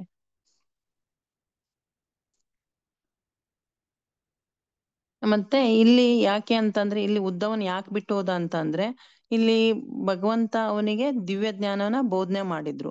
ಅವನು ಮತ್ತೆ ಭಗವಂತನ ಶುದ್ಧ ಭಕ್ತನಾಗಿದ್ದ. ಆ ಭಗವಂತನ ಹೇಳಿದ ದಿವ್ಯ ಜ್ಞಾನವನ್ನ ಬೇರೆಯವರಿಗೆ ಹಂಚಬೇಕಾಗಿತ್ತಲ್ಲ, ಹಾಗಾಗಿ ಇಲ್ಲಿ ಉದ್ಧವನ ಬಿಟ್ಟು ಹೋದ ಅಂತ ಹೇಳ್ತಾರೆ. ಇಲ್ಲಿ ಭಗವದ್ಗೀತೆಯಲ್ಲಿ ನಾವು ತಿಳ್ಕೊಬಹುದು. ಭಗವದ್ಗೀತೆಯಲ್ಲಿ ಭಗವಂತನೇ ಹೇಳ್ತಾನೆ, ನನ್ನನ್ನ ತಿಳ್ಕೊಬೇಕಂದ್ರೆ ಅದು ಶುದ್ಧ ಭಕ್ತಿ ಸೇವೆಯಿಂದ ಮಾತ್ರ ಸಾಧ್ಯ, ಬೇರೆ ಯಾವುದ್ರಿಂದನೂ ನನ್ನನ್ನ ತಿಳ್ಕೊಳ್ಳೋಕೆ ಸಾಧ್ಯವಿಲ್ಲ ಅಂತ. ಹಾಗಾಗಿ ಉದ್ಧವರು ಶುದ್ಧ ಭಕ್ತರಾಗಿದ್ರು, ತುಂಬಾ ಭಕ್ತಿ ಸೇವೆ ಮಾಡ್ತಾ ಇದ್ರು. ಹಾಗಾಗಿ ಬೇರೆಯವರಿಗೆ ಅಂದ್ರೆ ಈ ಜಗತ್ತಿನಲ್ಲಿರೋರಿಗೆಲ್ಲ ದಿವ್ಯ ಜ್ಞಾನವನ್ನ ಪ್ರಸಾರ ಮಾಡ್ಲಿಕ್ಕಾಗಿ ಭಗವಂತ ಉದ್ಧವ್ರನ್ನ ಈ ಜಗತ್ನಲ್ಲಿ ಬಿಟ್ಟು ಹೋದ್ರು. ಇಲ್ಲಿ ಭಗವಂತ ಹೇಳ್ತಾನೆ, ಉದ್ಧವ ನನ್ಗಿಂತ ಯಾವುದ್ರಲ್ಲೂ ಅವನು ಕನಿಷ್ಠನಲ್ಲ. ಯಾಕಂದ್ರೆ ಅವರು ಭಗವಂತ ಹೇಗೆ ತ್ರಿಗುಣಗಳಿಗೆ ಬಾಧಿತನಾಗಿಲ್ಲ, ಹಾಗೆ ಸಹ ಈ ಉದ್ಧವರು ಸಹ ಈ ತ್ರಿಗುಣಗಳಿಗೆ ಬಾಧಿತರಾಗಿರ್ಲಿಲ್ಲ. ಯಾಕೆ ಅಂದ್ರೆ ಅವ್ರ ಗುಣಗಳನ್ನೆಲ್ಲ ಭಗವಂತನಿಗೆ ಅರ್ಪಿಸಿರೋದ್ರಿಂದ ಅವರು ಯಾವುದೇ ರೀತಿ ಈ ಗುಣಗಳ ಪ್ರಭಾವಕ್ಕೆ ಒಳಗಾಗೋದಿಲ್ಲ. ಅವರು ಮುಕ್ತಾತ್ಮರಾಗಿರ್ತಾರೆ. ಈಗ ಹೇಗೆ ನಮ್ಮ ಶೀಲ ಪ್ರಭುಪಾದ ಅವ್ರು ಮುಕ್ತಾತ್ಮರಾಗಿದ್ದಾರೋ ಹಾಗೆ ಅವರು ಈ ಭೌತಿಕ ಜಗತ್ತಿನಲ್ಲಿ ಯಾವುದೇ ರೀತಿ ಇದಕ್ಕೂ ಅವರು ಅಂಟಿಕೊಳ್ಳೋದಿಲ್ಲ. ಅವರು ಯಾಕಂದ್ರೆ ವೈರಾಗ್ಯಗಳಿಂದ ಅವರು ಇರ್ತಾರೆ. ಅವ್ರ ಭೌತಿಕ ಪ್ರಕೃತಿ ಅವ್ರನ್ನ ಏನೂ ಮಾಡ್ಲಿಕ್ಕೂ ಆಗೋದಿಲ್ಲ. ಯಾಕೆಂದ್ರೆ ಅವರು ಅಷ್ಟೊಂದು ಮುಕ್ತಾತ್ಮರಾಗಿರ್ತಾರೆ. ಹಾಗಾಗಿ ಭಗವಂತನ ರಹಸ್ಯಗಳನ್ನ ಹೇಳಲಿಕ್ಕೆ ಉದ್ಧವರೇ ಕರೆಕ್ಟ್ ಆದವರು ಅಂತ ಇಲ್ಲಿ ಹೇಳ್ತಾ ಇದ್ದಾರೆ. ಅಂದ್ರೆ ಇಲ್ಲಿ ಈ ಜಗತ್ತಿಗೆ ಯಾರು ಮುಕ್ತಾತ್ಮರಾಗಿರ್ತಾರೋ ಅವ್ರನ್ನ ಅಂದ್ರೆ ಯಾವುದೇ ರೀತಿ ಈ ಭೌತಿಕ ಜಗತ್ತಿಗೆ ಯಾವುದೇ ರೀತಿ ಇಂದ್ರಿಯಗಳಿಗೂ ಅವರು ಅಡಿಟ್ ಆಗಿರಲ್ಲ. ಅಂದ್ರೆ ಅವ್ರನ್ನ ಗೋಸ್ವಾಮಿಗಳಂತಾರೆ. ಇಂದ್ರಿಯಗಳ ಇದರಿಂದ ಅವರು ಗೆದ್ದವರಾಗಿರ್ತಾರೆ. ಅವರಿಗೆ ಗೋಸ್ವಾಮಿಗಳು ಅಂತ ಹೇಳ್ತಾರೆ. ಅದೇ ತರಹ ಉದ್ಧವರು ಒಬ್ಬ ಗೋಸ್ವಾಮಿ ಆಗಿದ್ರು ಅಂತ ಹೇಳ್ತಾ ಇದ್ದಾರೆ. ಇಲ್ಲಿ ಶ್ಲೋಕ 32ರಲ್ಲಿ ಬಂದು ಶೀಲ ವಿಶ್ವನಾಥ ಚಕ್ರವರ್ತಿ ಠಾಕೂರ್ ಬಂದು ಹೀಗೆ ಹೇಳ್ತಾರೆ, ಭಗವಂತ ಮತ್ತೆ ಯದುವಂಶದವರು ಎಲ್ಲರೂ ತಮ್ಮ ಲೀಲೆಗಳನ್ನು ಮುಗಿಸಿ ಹೋದ್ಮೇಲೂ ಸಹ ಯಾರಿಗೂ ಗೊತ್ತಾಗ್ಲಿಲ್ಲ ಭಗವಂತ ಈ ಲೋಕನ ಬಿಟ್ಟು ಹೋದ ಅಂತ. ಯಾಕೆ ಅಂತಂದ್ರೆ ಉದ್ಧವರಿಗೆ ಮಾತ್ರ ಅದು ಗೊತ್ತಿತ್ತು. ಯಾಕೆ ಅಂತಂದ್ರೆ ಅವರು ಶುದ್ಧ ಭಕ್ತರಾಗಿದ್ರು, ಅವ್ರಿಗೆ ಮಾತ್ರ ಈ ರಹಸ್ಯ ಗೊತ್ತಾಯ್ತು ಅನ್ನೋದನ್ನ ತಿಳಿಸ್ತಾ ಇದ್ದಾರೆ.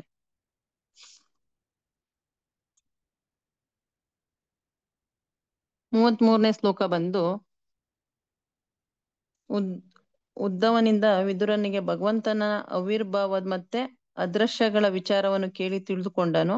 ಸತತ ಪ್ರಯತ್ನದಿಂದ ಮಹರ್ಷಿ ತಿಳಿಯ ಬಯಸುವ ವಿಷಯವಾಗಿದ್ದರಿಂದ ಅವರು ಅದನ್ನೆಲ್ಲ ಅವರಿಗೆ ಕೆಲವೊಂದನ್ನು ಮಾತ್ರ ಅವರು ತಿಳಿಸಿದ್ರು ಅಂತ ಹೇಳ್ತಾ ಇದ್ದಾರೆ.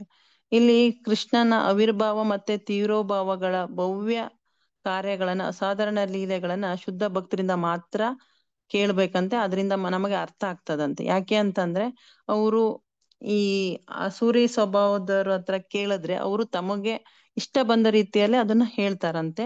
ಆದ್ರೆ ನಾವು ಶುದ್ಧ ಭಕ್ತರಿಂದ ತಿಳ್ಕೊಂಡಾಗ ಮಾತ್ರ ಭಗವಂತನ ಲೀಲೆ ನಮಗೆ ಸ್ಪಷ್ಟವಾಗಿ ಅರ್ಥ ಆಗ್ಲಿಕ್ಕೆ ಸಾಧ್ಯ. ಅಂದ್ರೆ ನಾವು ಅದನ್ನ ಸಂಪೂರ್ಣವಾಗಿ ತಿಳ್ಕೊಳ್ಳಿಕ್ ಸಾಧ್ಯ ಅನ್ನೋದನ್ನ ಇಲ್ಲಿ ತಿಳಿಸ್ತಾ ಇದ್ದಾರೆ.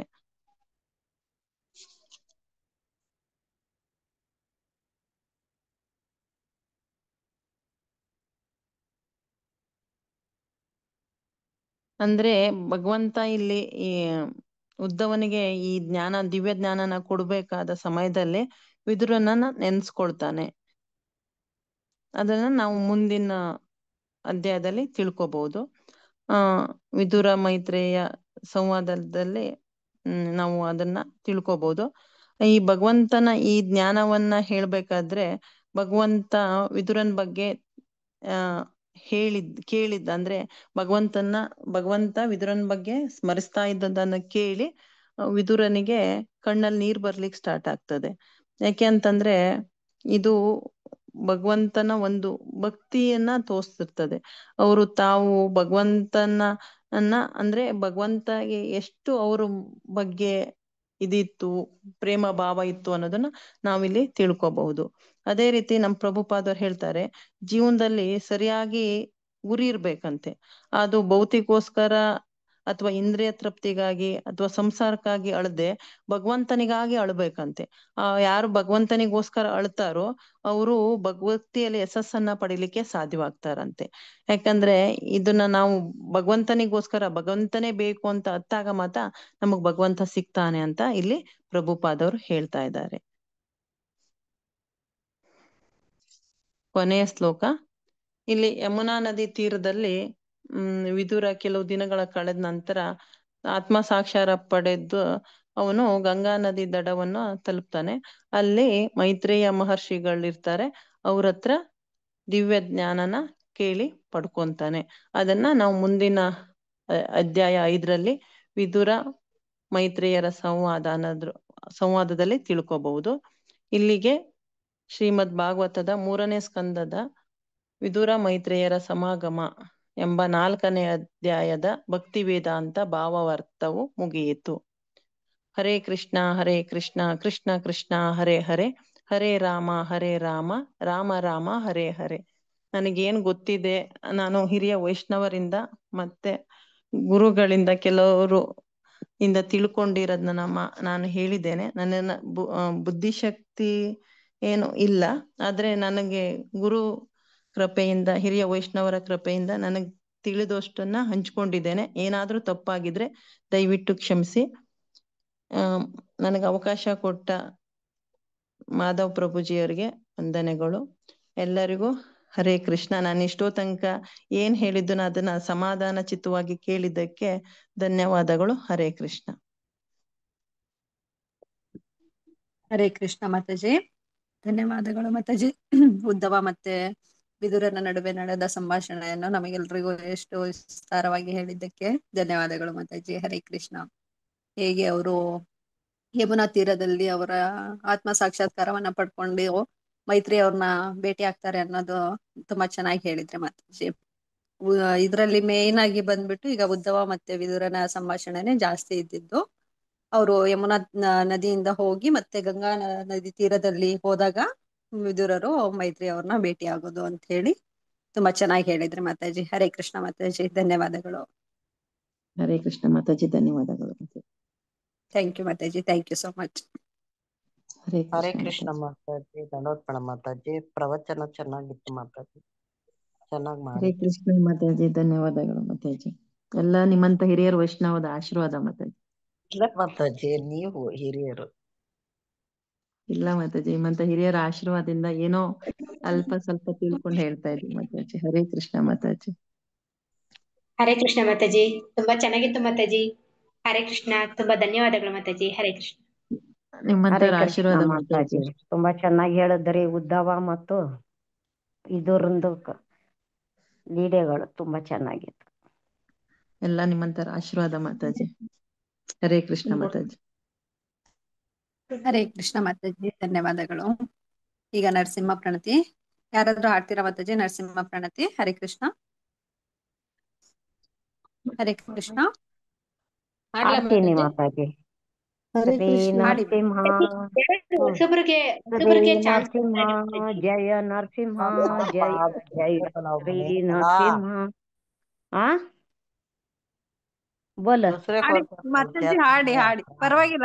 ಬಿಡಿ ಬಿಡಿ ಮಾತಾಜಿ. ಹಾಡಿ ಕಲಾವತಿ ಮಾತಾಜಿ, ಮಾತಾಜಿ ಹಾಡಿ. ಹಾಡಿ ಇಲ್ಲ ಹಾಡಿ ಹಾಡಿ ಹಾಡ್ಲಿ. ಮಾತಾಜಿ, ಅದೇ ಕಲಾವತಿ ಮಾತಾಜಿ. ಇಲ್ಲ, ಅವ್ರು ಯಾರು ಹಾಡ್ತೀನಿ ಅಂತ ಹೇಳಿದ್ರು, ಹಾಡ್ಲಿ. ಹಾಡಿ ಇರ್ಲಿ, ಹಾಡಿ ಮಾತಾಜಿ. ಮಾತಾಜಿ. ಕಂಟಿನ್ಯೂ ಮಾಡ್ಬಿಡಿ. बाल बाल ಇವಾಗ ಮಾಡ್ತಾ ಇದೀಯ, ಮಾಡು. ಶ್ರೀ ನರಸಿಂಹ, ಜಯ ನರಸಿಂಹ, ಜಯ ಜಯ ಶ್ರೀ ನರಸಿಂಹ. ಪ್ರಹ್ಲಾದೇಶ, ಜಯ ಪದ್ಮ ಮುಖ ಪದ್ಮ ಭೃಂಗ. ಉಗ್ರಂ ವೀರಂ ಮಹಾವಿಷ್ಣುಂ ಜ್ವಲಂತಂ ಸರ್ವತೋಮುಖಂ. ನರಸಿಂಹಂ ಭೀಷಣಂ ಭದ್ರಂ ನೃತ್ಯೋರ್ನಮಾಮ್ಯಹಂ. ನಮಸ್ತೆ ನರಸಿಂಹಾಯ, ನಮಸ್ತೆ ನರಸಿಂಹಾಯ. ಪ್ರಹ್ಲಾದಲಾದದಾಯಿನೇ, ಪ್ರಹ್ಲಾದಲಾದದಾಯಿನೇ. ಹಿರಣ್ಯಕಶಿಪು ರಕ್ಷಃ, ಹಿರಣ್ಯಕಶಿಪು ರಕ್ಷಃ. शीलटङ्कानकालाये, शीलटङ्कानकालाये. इतो नरसिंह परतो नरसिंह, इतो नरसिंह परतो नरसिंह. यतो यतो यामि ततो नरसिंह, यतो यतो यामि ततो नरसिंह. बहे नरसिंहो हृदये नरसिंहो, बहे नरसिंहो हृदये नरसिंहो. नरसिंहहदिं शरणां प्रपद्ये, नरसिंहहदिं शरणां प्रपद्ये. तव करकमलवरे नाकाद्भुतशृङ्गं दलिता हिरण्यकशिपो तनुभृङ्गं. केशवधृता नरहरिरूपा, जय जगदीश हरे, जय जगदीश हरे, जय जगदीश हरे. तव करकमलवरे नाकाद्भुतशृङ्गं दलिता हिरण्यकशिपो तनुभृङ्गं. केशवधृता नरहरिरूपा, जय जगदीश हरे, जय जगदीश हरे, जय जगदीश हरे. जयो लक्ष्मी नरसिंह, जयो अनंत देव, जयो लक्ष्मी नरसिंह, जयो अनंत देव. जयो प्रहलाद महाराज, जयो प्रहलाद महाराज, प्रहलाद महाराज, जयो भक्ता प्रहलाद. जय जय प्रभुपाद, प्रभुपाद, प्रभुपाद. जय जय प्रभुपाद, जय जय गुरुदेव, गुरुदेव, गुरुदेव. जय जय गुरुदेव. नित्य गौर हरि बोल, हरि बोल, हरि बोल. नित्य गौर हरि बोल. उग्रवीर नरसिंह स्वामी की जय, नरहरि की जय, लक्ष्मी नरसिंह स्वामी की जय, भक्त प्रहलाद महाराज की जय, अनंत कोटि वैष्णव वृंदी की जय. नित्यानंद प्रेम गौर हरि हरि बोल. हरे कृष्ण माताजी, ದಂಡೋತ್ ಪ್ರಣಾಮ್. ಹರೇ ಕೃಷ್ಣ ಮಾತಾಜಿ, ಧನ್ಯವಾದಗಳು. ತುಂಬಾ ಸುಂದರವಾಗಿ ಹಾಗೂ ಶ್ರದ್ಧಾ ಭಕ್ತಿಯಿಂದ ನರಸಿಂಹ ಪ್ರಣತಿಯನ್ನು ಹಾಡಿದ್ದಕ್ಕೆ ಎಲ್ಲ ವೈಷ್ಣವರ ಪರವಾಗಿ ಧನ್ಯವಾದಗಳು. ಹರೇ ಕೃಷ್ಣ ಮಾತಾಜಿ. ಕಾರ್ಯಕ್ರಮದಲ್ಲಿ ಭಾಗವಹಿಸಿದಂತ ಎಲ್ಲ ವೈಷ್ಣವ ಭಕ್ತರಿಗೆ ಧನ್ಯವಾದಗಳು. ಈಗ ಕಾರ್ಯಕ್ರಮವನ್ನು ಮುಕ್ತಾಯಗೊಳಿಸೋಣ. ವಂಚಾಕಲ್ಪತರುಭ್ಯಶ್ಚ ಕೃಪಾ ಸಿಂಧುಭ್ಯ ಏವ ಚ ಪತಿತಾನಾಂ ಪಾವನೇಭ್ಯೋ ವೈಷ್ಣವೇಭ್ಯೋ ನಮೋ ನಮಃ. ಅನಂತ ಕೋಟಿ ವೈಷ್ಣವ ವೃಂದ ಕಿ ಜೈ, ಸಮವೇತ ಭಕ್ತ ವೃಂದ ಕಿ ಜೈ, ಶ್ರೀಲ ಪ್ರಭುಪಾದ ಕಿ ಜೈ, ಗುರು ಮಹಾರಾಜ್ ಕಿ ಜೈ. ಹರೇ ಕೃಷ್ಣ ಕೃಷ್ಣ ಕೃಷ್ಣ ಹರೇ ಹರೇ, ಹರೇ ರಾಮ ರಾಮ ರಾಮ ಹರೇ ಹರೇ. ಎಲ್ಲ ವೈಷ್ಣವರಿಗೂ ಧನ್ಯವಾದಗಳು, ದಂಡವತ್ ಪ್ರಣಾಮ. ಹರೇ ಕೃಷ್ಣ ಮಾತಾಜಿ, ನಮ್ಗೆಲ್ಲ ತಿಳಿಸ್ಕೊಟ್ಟಿದ್ದಕ್ಕೆ ಧನ್ಯವಾದಗಳು ಮಾತಾಜಿ. ತುಂಬಾ ತುಂಬಾ ಧನ್ಯವಾದಗಳು. ಹರೇ ಕೃಷ್ಣ ಮಾತಾಜಿ.